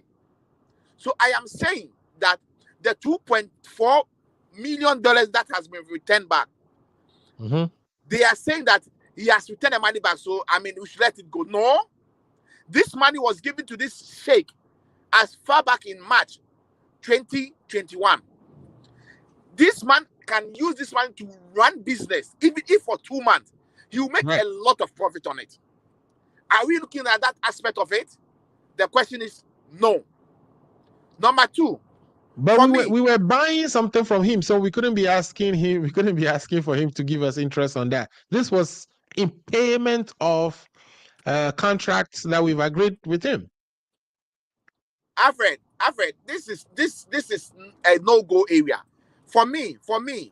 Look, this is the most shady deal ever in the history of Ghana, which the president is involved. Because I have asked a lot of questions. I've put a lot of questions on the platform, and my brother Effah has run away from answering them. Why is the health minister and the finance minister still at post? Why is the president not taking action? And for him to go and sit on the political platform this past Thursday to say that the Minister of Health has been suffering in the hands of Ghanaian. The president is deep neck into this deal. The president knows about this deal. They try to create this and loot and share the benefit of this transaction. Why can a vaccine that is going for $10 be sold for us for $19? And when we said it, we had Effah Ameyam on this platform defending it, saying that the transportation cost, the whatever cost. And I told Effah Ameyam that this vaccine will never come to Ghana. And I have been a prophet. It never came. Look, for Effah to be saying that the man did not commit any crime, I disagree with that. Even the process in which this money was paid is shrouded with crime. Because look, you cannot transact any international business without not seeking parliamentary approval. Was that applied? No. Right. Did they but seek he said he was acting under EI 64 and 65. EI 64 and 65 has nothing to do with you seeking international approval. Do you know there's something called certificate of emergency? You can send a document to parliament and within 24 hours, do you know that? Was he not the chairman of the Public Account Committee? Didn't he know all this thing? When he was the chairman of Public Account Committee, was he not querying people who did the same mistake? Look, the reason why the minister is still at spot is that the president is involved in this shady deal. And I'm with a senior brother who was telling him that he doesn't even believe that the money was taken out of the country.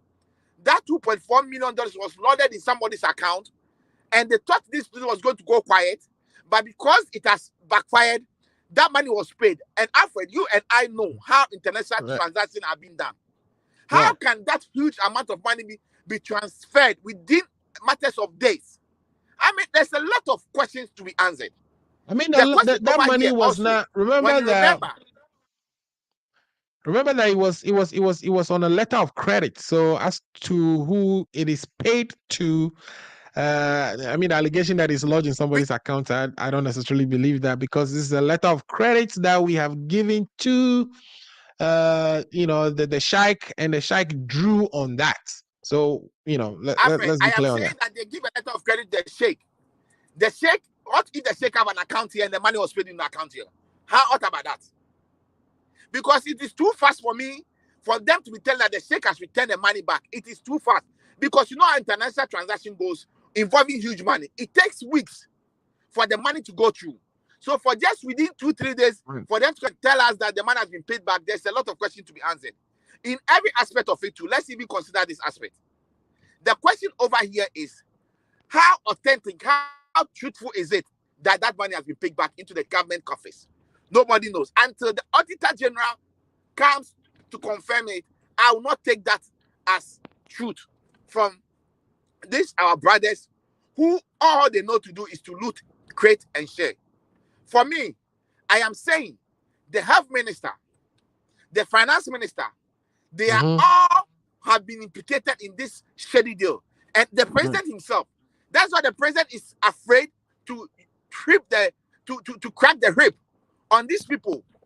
And these are the same people who have taken Honorable Collins down that to court, saying that an agreement that went to Parliament, and that agreement has been dealt with. And unfortunately, an agreement that did not go, the technical drawing that did not go to Parliament approval, they've taken them to court. They found them 52 counts. And look at this. You see, this our MPP brothers, you see, there are things that when they do it, and my head hurts. I just get angry because they are not being truthful to Ghanaians. When it is in their situation, oh, okay, it is good. Everything look good. But when it's another person's situation, everything is bad.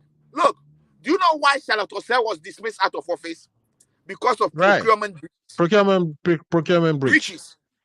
And as we are saying, the PPA even did not approve this deal. And in the case of Charlotte Osei, the understanding is she actually saved the country money. $20 million. 20 million. $20 million. That's the savings she saved the country. But she was removed. But she did not get the appropriate approval for that. Exactly. So what makes Ajimamenu and Ken Oforiatta to think that as for that they are special people, they should be forgiving, and it's an error, and for my brother Effah to come and sit here and tell us that she doesn't see anything wrong with it? I think we should put Ghana first. This is one of the shady deals, the most stinking deal, and I call upon all Ghanaians, including my brother Effah, including all the MPP people who are trying to defend this shady deal, to stop it. Let's think for Mother Ghana for once. This minister, both the finance minister and the health minister, should be prosecuted.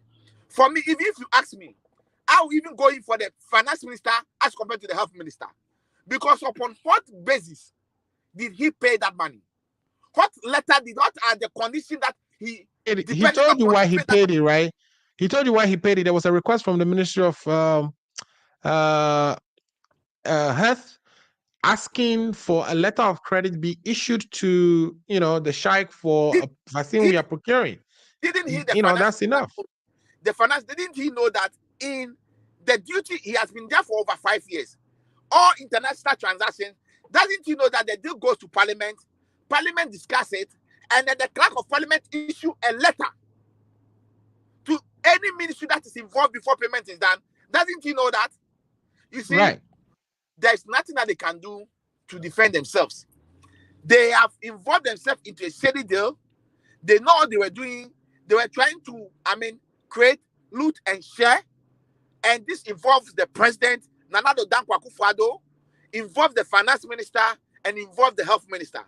These three people, alongside other civil servants who worked on the document, all should be prosecuted. And Alfred, I can bet you, if nothing is done, when we come to Power 2024, that is the agenda some of us will take on. We will take this agenda on and make sure that these people are prosecuted, because you cannot be using different laws for NDC executives and members and be using different law for MPP executives and members. If you want to crack the whip, whether the person is an NDC, whether the person is an MPP. If they are saying so, then they should bring Charlotte Osei back. If they think, shall I say, what shall I say, is she saving the country rather? She has breached procurement regulations and she has been removed. What stopped the finance minister and the health minister to be removed? And my question borders again, before I stop talking, what is preventing Nana Addo Dankwa Akufo-Addo, the president who on 7th January 2017 stood on a platform at the Independence Square and told the whole world that he has come to protect the public purse? Is that how to protect the public purse? Nana Addo has now confirmed that he is the corruption agent. He is the corruption couple. He's in charge of the corruption in his government. Because any corruption scandal that happened in his government, Nana Addo is stripped to cover them up. And it's the same thing he's doing in this instance. He is covering this deal up. He's trying to cover them up because he is involved. He knows when he fires Ajimamenu has stated on some platform that he will come out and then open up himself. He will not allow himself to go down. And we heard that is not true though. We heard that was just if it's not true, why is the president not sacking him or firing him? The president knows when he does that, Ajimamenu will expose the shady deal which the president is involved. That is why the president cannot sack him. That is why Effah cannot tell me why the president is still keeping him in office. These are some of the things that we need to look at. For me, this is the most saddest day in the history of Ghana. For a deal of a such amount to be given to a sheikh, which we have no any contract with, and the sheikh will keep our money for almost, we are March, April, May, June, July, August, for 6 months. Alfred, give me that $2.4 million for 6 months. Do you know the money, the profit I will make out of that money? You are not have idea of. So for me, I am so saddened that my brother Effah is defending this shady deal. This is the shady deal that I will appeal to him that he should stop defending because it's going to affect his integrity. And I'm going to put it on the line. Tomorrow, if an NPDC government comes to power, we will all speak. If anybody does any shady deal, we all speak against it. So let's all of us come together. Let's speak against this shady deal. It's a sad deal. It's a shady deal. And nobody, including my brother Effah, should defend this shady deal. We should all seek the interest of Ghana, make sure that we support our motherland, Ghana. And that money that has been paid to the sheikh, and he's kept the money for 6 months, even if it is $50,000 in interest that fall on that money, that $50,000 can be used to do something for Mother Ghana. I rest my case. Thank you. All right. So thanks for that submission. Let me bring in my friend, Dr. Ato. Dr. Ato, you, of course, you are one of the early people to call for the president, not the president, the minister to be actually let go, fired, or resign. But the minister is saying that, he did go into this contract based on emergency provisions in the executive instrument. That one of the reasons he didn't even go to seek cabinet approval is because the president who heads, or he's part of a committee, the Coronavirus Emergency Committee, which is headed by the president, that committee made a decision that he can move on without, going through cabinet. In other words, this is almost like a presidential directive. So is, my brother Paul right when he says the president is involved? That is why we are not seeing the minister being fired or asked to go or proceed on leave. So I won't entirely say that the president is involved in this because I don't have the evidence. But like you said, I said this 3 weeks ago about how Mr. Ajimamenu has been behaving as a minister. Again, like I said, he serves at the pleasure of the president. So he can be hired and he can be fired anytime. But I don't know if you know about this because my background is in health. So when the vaccines were being manufactured, even before the third stage, the EU realized that maybe if they can put money in this vaccine, when it was not even a third stage, the EU was proactive enough to give money to the United States to come up with the vaccines. But what did we do as Ghanaians? Nothing. So that's why the EU was cheaper for the EU, because when they had made money available for the production of these vaccines. Okay, I'm really amazed that this is 2021. Hello? Yeah, go ahead. We can hear you. Yeah, I'm amazed at this day, 2021. We are discussing procurement issues. I mean, why can't we learn as a country? Why can't we learn as a country that some of these things are very basic, that you need approval for anything? I mean, I actually initially supported the minister when I heard that he had done this, because, like I said, he said he was panicking. It's very normal. It's called normative anxiety. It's like you see a snake, you all panic. But then what you do after that determines if you're really strong enough to do this. This minister, if you would realize, canceled the antivenom serum contract for no good reason. That was the first flag. The second flag was about the frontier deal that I'm hearing that that belonged to aviation. Right. Really? So now COVID issues, just because it goes through the airport, belongs to aviation. I mean, come on. I mean, posterity will judge us that at 2021, we are still discussing procurement issues. I mean, that's why we have government. We have checks and balances in government. So why can any minister come and say, "Oh, I was panicking"? No, that is no excuse. And when he asked in Parliament whether he had made payments, he said, to the best of his knowledge. Meanwhile, you knew very well that you had made payments. So why would you even lie to Ghanaians? The prudent to do was to say, if you knew that you're panicking, you come up with a press conference, tell Ghanaians, hey, Ghanaians, we're expecting vaccines from India, but right now the cases have increased. So you don't think that they'll be able to make vaccines available to us? So we find other means of getting the vaccines. Then people would understand.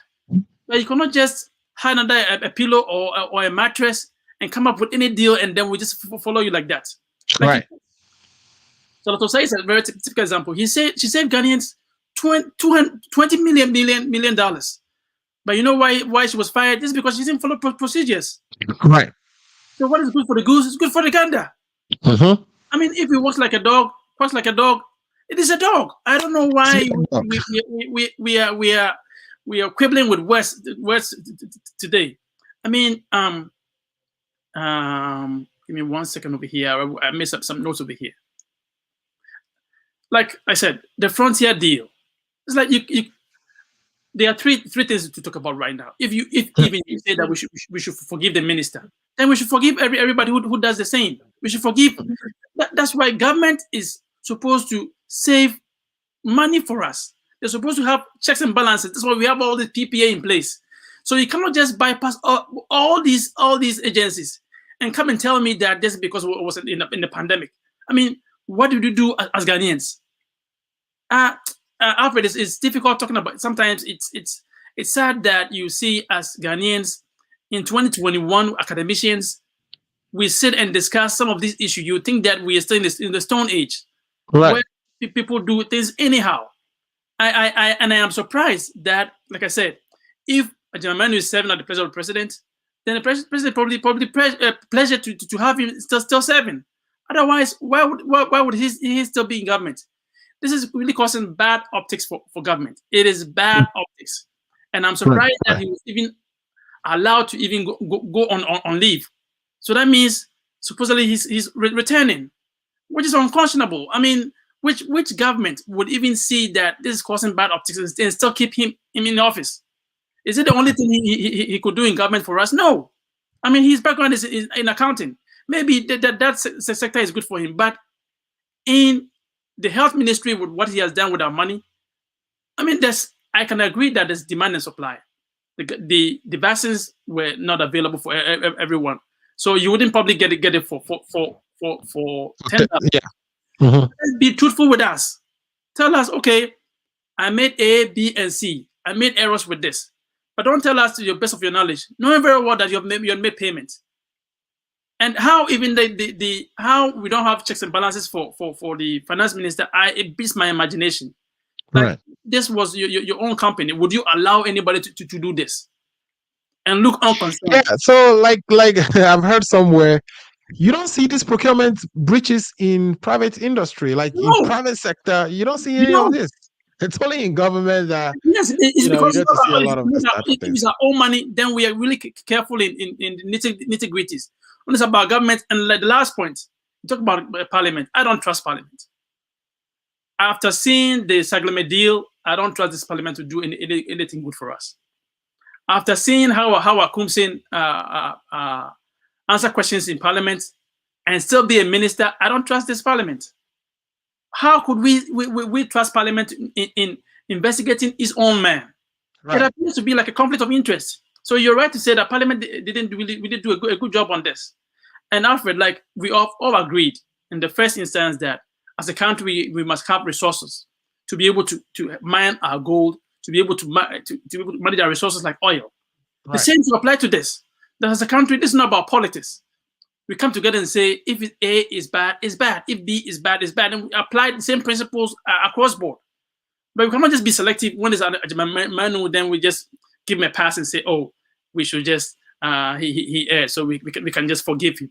No, that's not how it's supposed. If he has to face the consequence of the law, then he must. But as right now, I am really disappointed in Nanado and the government in how they fully manage our core resources. Like, my last point again, the way we even manage the resources in Ghana, when we had the vaccines, we gave it to celebrities. They are now people who are of age. The senior citizens still looking for vaccines for the first vaccine. I mean, how can we as a country, when we have the old age, when we have people working in healthcare systems, still be waiting for the vaccines? So that's how come he was panicking and then making these decisions. I mean, we must be serious as a country and know how to move forward and know how we can manage our checks and balances so that we've been taken seriously. Otherwise, it's just like a laughing stock to us. All right, that's like bam. You've kind of bottled, the entire conversation in your submission, and I share all the sentiments you shared there as well. Guys, I know we've tabled a third topic for discussion, but at this point, we may have to move that to next week. Apologies for not being able to discuss that this week because we're running out of time. And I know you all have other things you want to go back to. So what I would do now is take your last words on the discussions we've had today. And with that, I would like to start with Lifetime Legacy. Lifetime Legacy, what are your last words for all the things we've discussed today? What do you think should happen to the minister, to the deal, to acquire 70% in AGM and 37% in Aker, etc.? What are your last word on those things? My last word on the topics is that the government or politicians to take their hands off the affairs of GNPC, so that they will be able to focus on their core mandate. As my brother Effah was saying that he disagreed with me going to the realm of politics, we all saw a video about a few months ago where even the chief executive of the GNPC's driver was on social media showing to the whole world the money he has been able to make as a driver driving the chief executive of GNPC. So this can only happen under Nanado, where people who are not in direct position at the lesser level drivers can even have amount resources to that extent and be living extravagant life. So the politicians, most especially Nanado and his government, should watch or stay away from the affairs of GNPC so that they will concentrate on their core mandate. As for the president firing Agyeman Menu, I know that will not happen today. That will not happen tomorrow. Even the president have even turned it to a comedy. So, like I said earlier in my submission, Agyeman Menu and the Attorney General are potential candidates that will prosecute when NDC government NDC comes to returns to power. power. Okay, great. And thanks for joining the show today. We really appreciate all your contributions and those last words that you just gave us.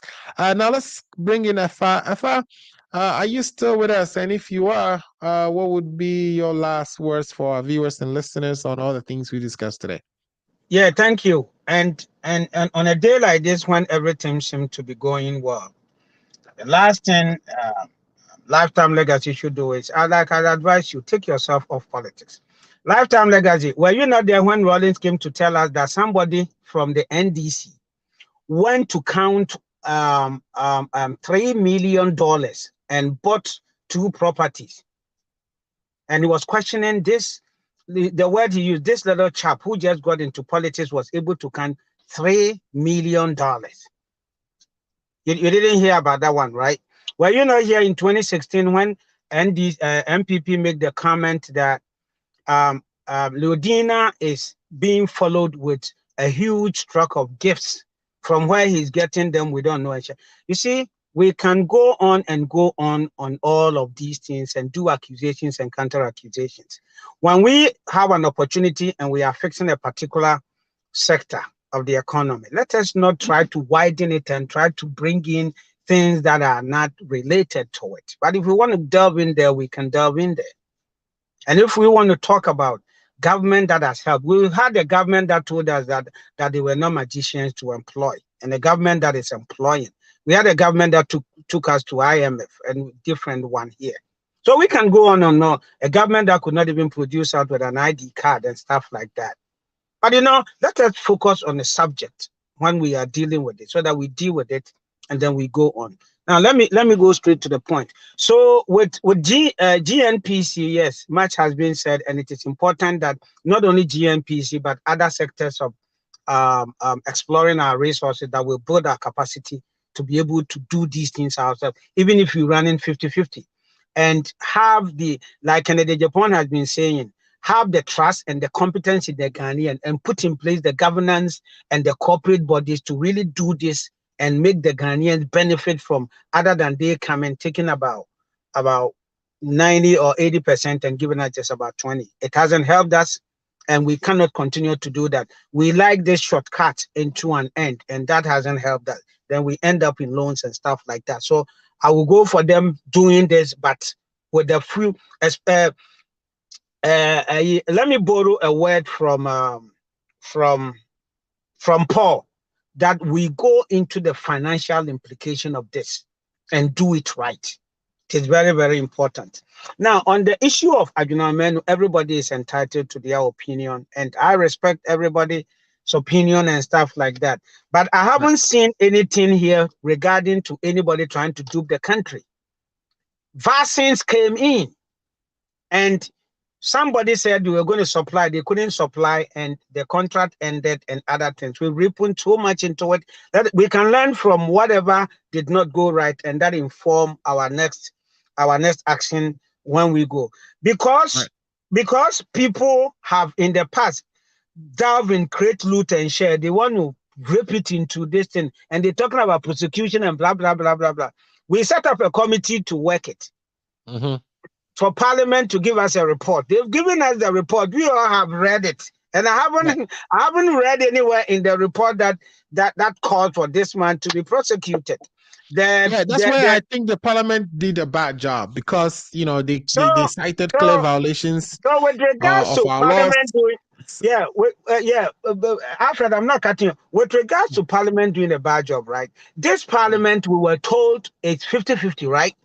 Right. It was 137. So we should see muscles being built up. But we have people that will make all the propaganda, but when you are giving them the job, they can't do it. And people that will make case, and when you give them the job, they will do it. And that is our side, that is what we are doing.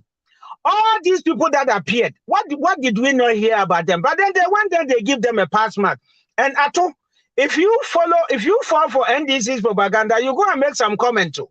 They have been saying this person is this, blah, blah, blah. But they had people there that we all know. Muntaka, the minority leader, and all these people, Agaga and all that. They were there. These are people that have been in Parliament for years.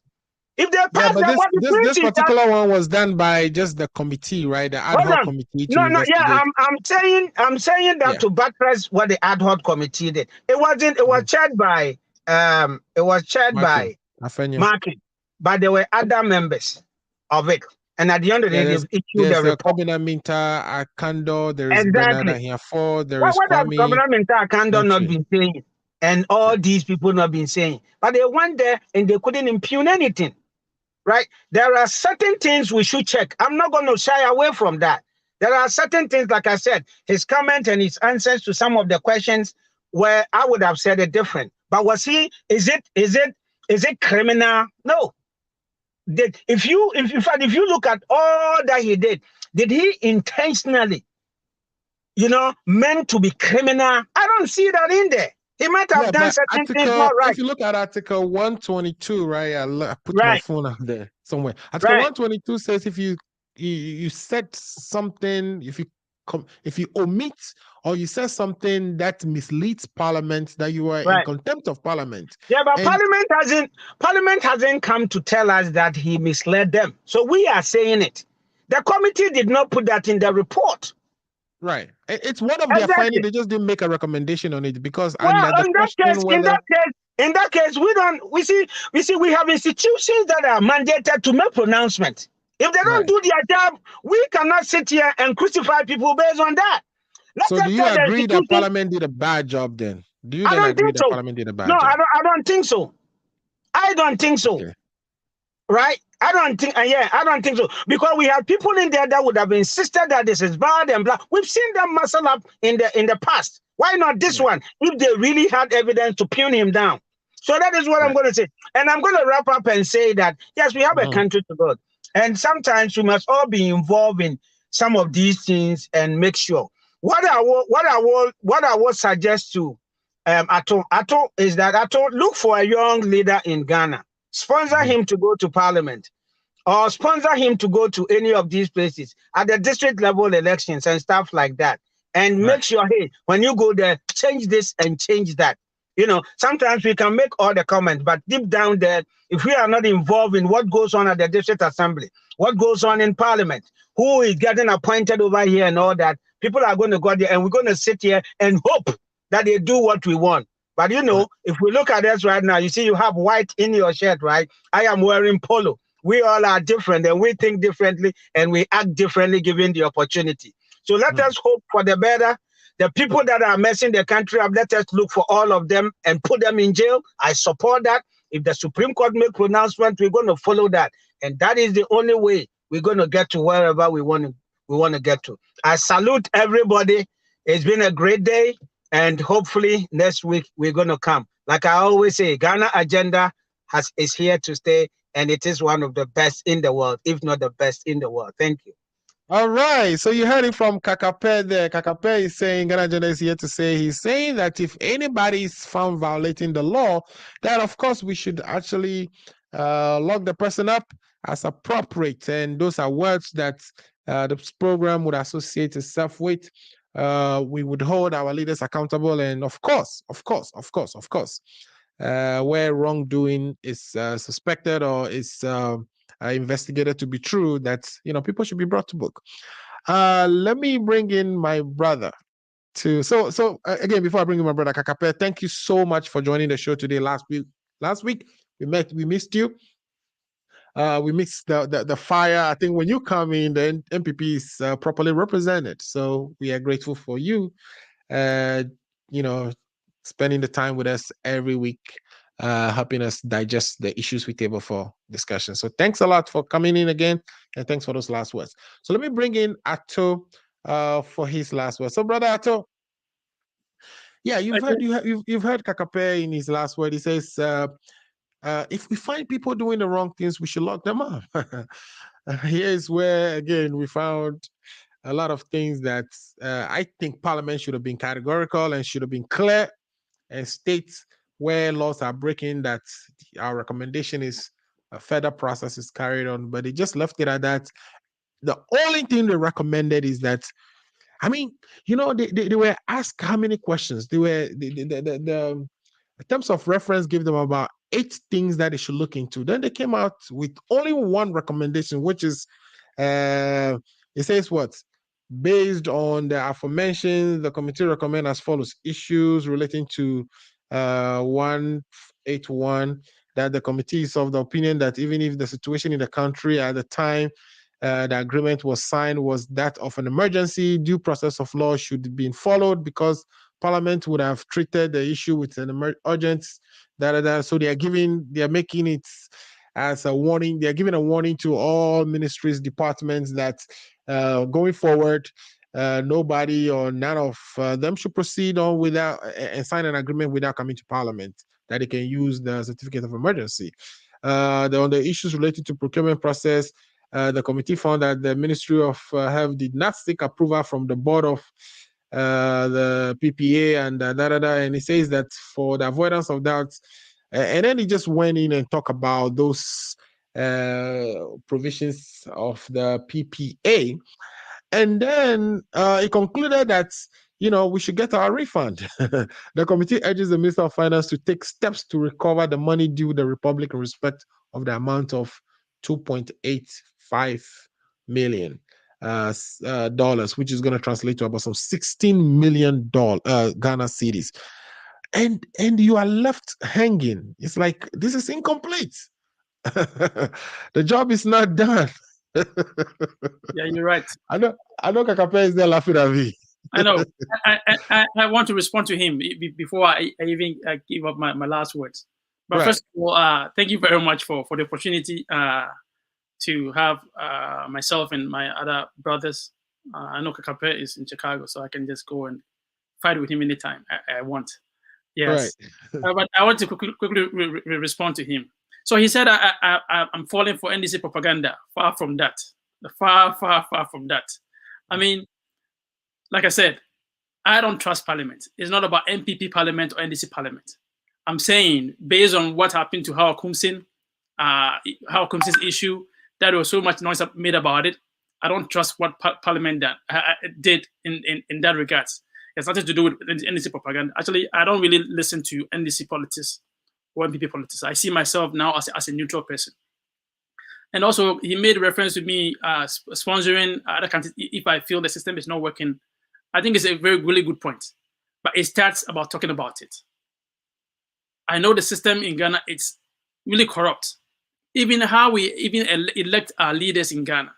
If you want to be an MP in Ghana, I mean, the electoral college system, come on. If you have money, you can get through easy.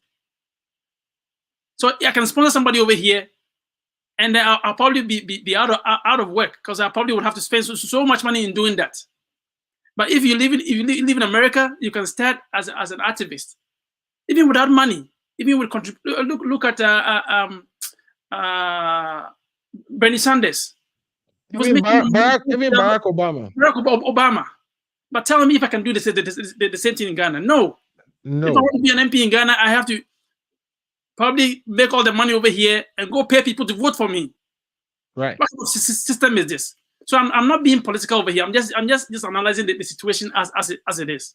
That if it quacks like a dog, barks like a dog, it is a dog. I don't even know what else to say about that.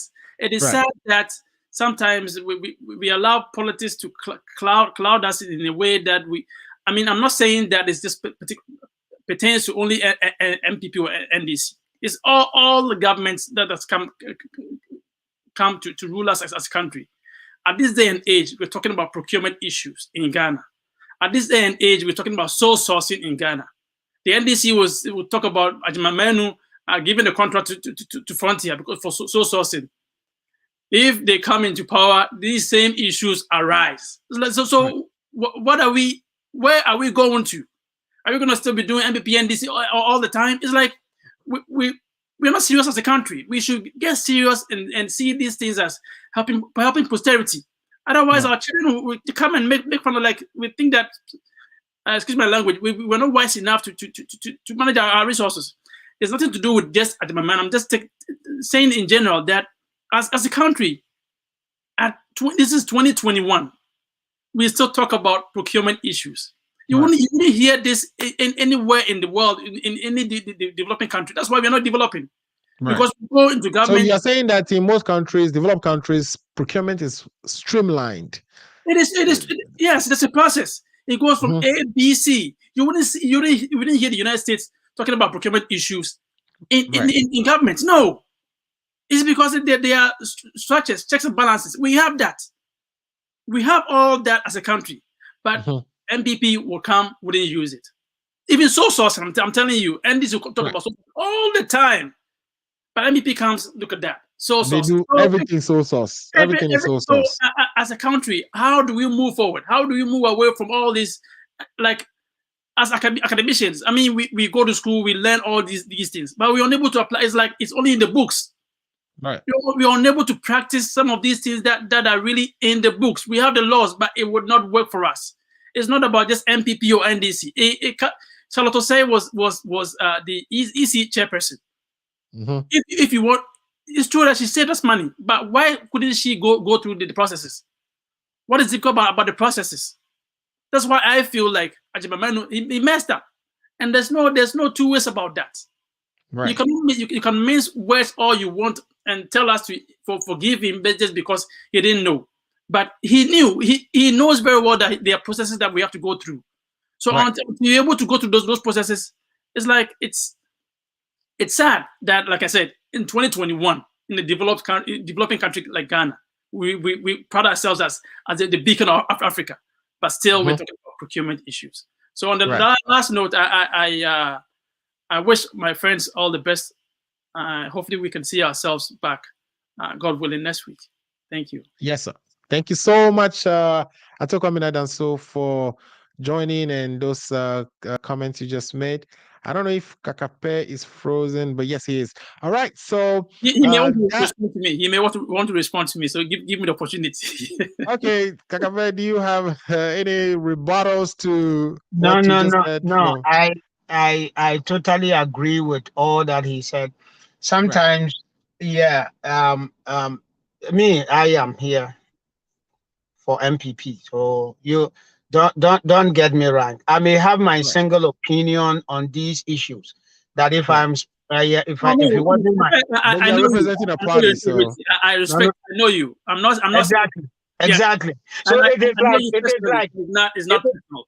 Yeah, exactly. It is like when you go to the hospital and you are working and they have a procedure. Sometimes you may have an issue with it, but come on, So that is how it goes. But I agree with all that you said, and that is how we build a country. But I also feel strongly that no matter what the challenges are, sometimes we have to get in there and try to fix stuff. Well, the advocacy is important. But, the advocacy has been there since independence. It's strong enough that, we are doing it from here. Now we're adding the diaspora to it.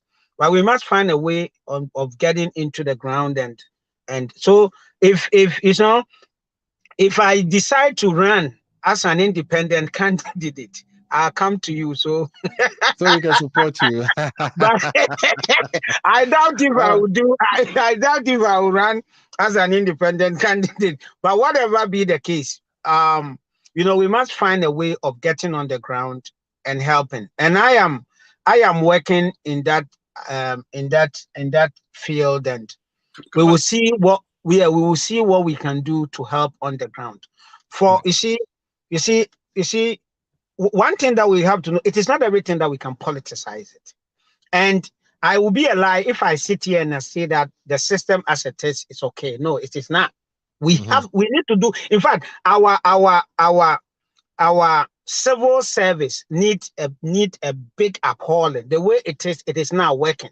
You see, a whole lot of stuff is not working. And there is that collusion between the civil service and the sounding like fix the country people now. No. There is that. No, I'm not calling for them to be overthrown. I'm saying overhaul, right? Right. Just as we are talking, that the structures that are there, we see that when people are breaching it, that we get to know. We get to know, and then the institutions will deal with them. You see, I believe in the institutions because the human being will go and then it will be there.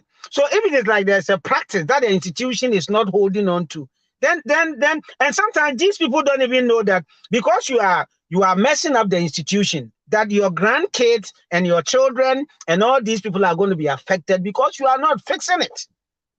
So you have a repetition and a continuity of this system, working in a certain way that is against the country. And I share that with you, and we have to do something about it, and that we cannot always come here and do MPP, NDC. That will not help us because that is being too political, and that we got to come and talk national. In fact, today I was thinking we're going to, but somehow, we dive a little bit into that. So yes, continue to come here, show up, stand where you are. So that is how you can point both of us. But for us, I've been sent to come and deliver. So I have to, I have to do my job.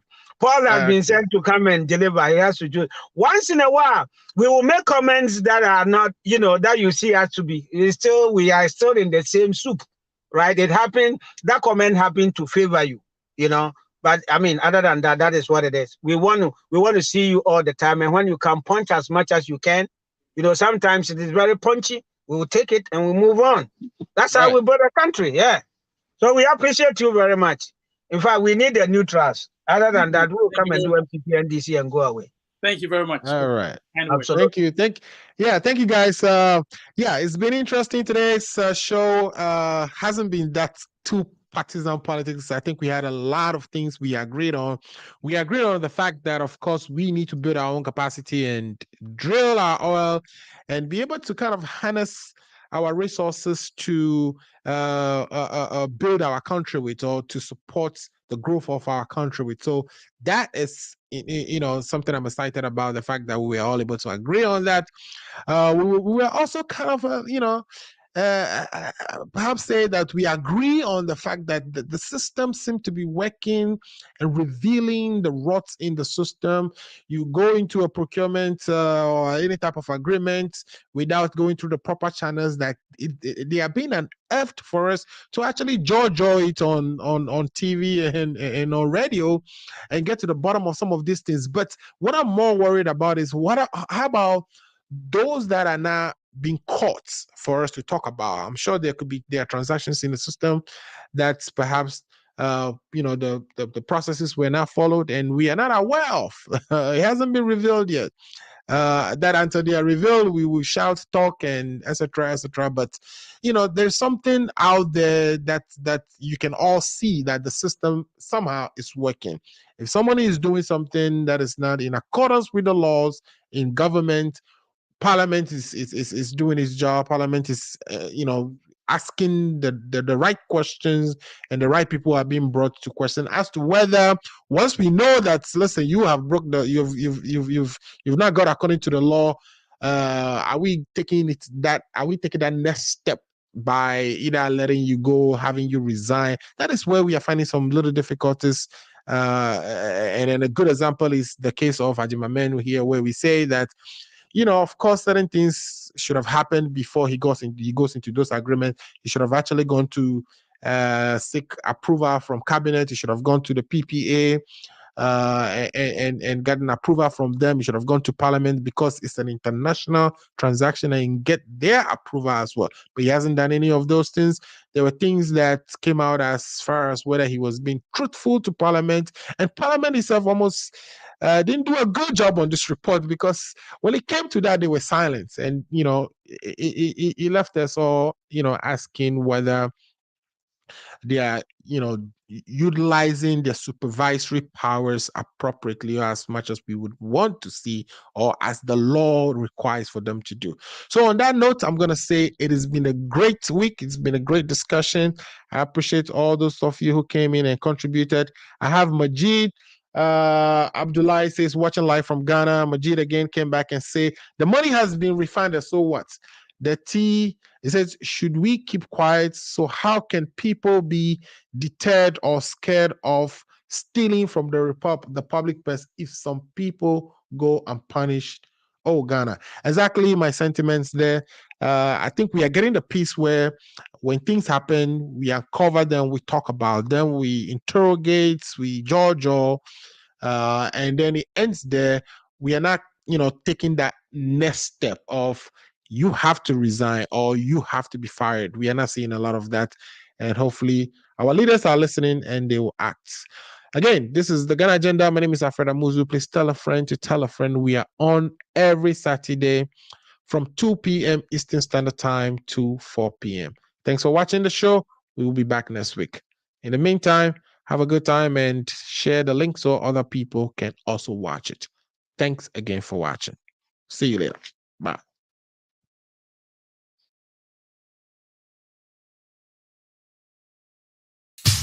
Hey, this your girl coming all the way from the US of A. Yeah, baby.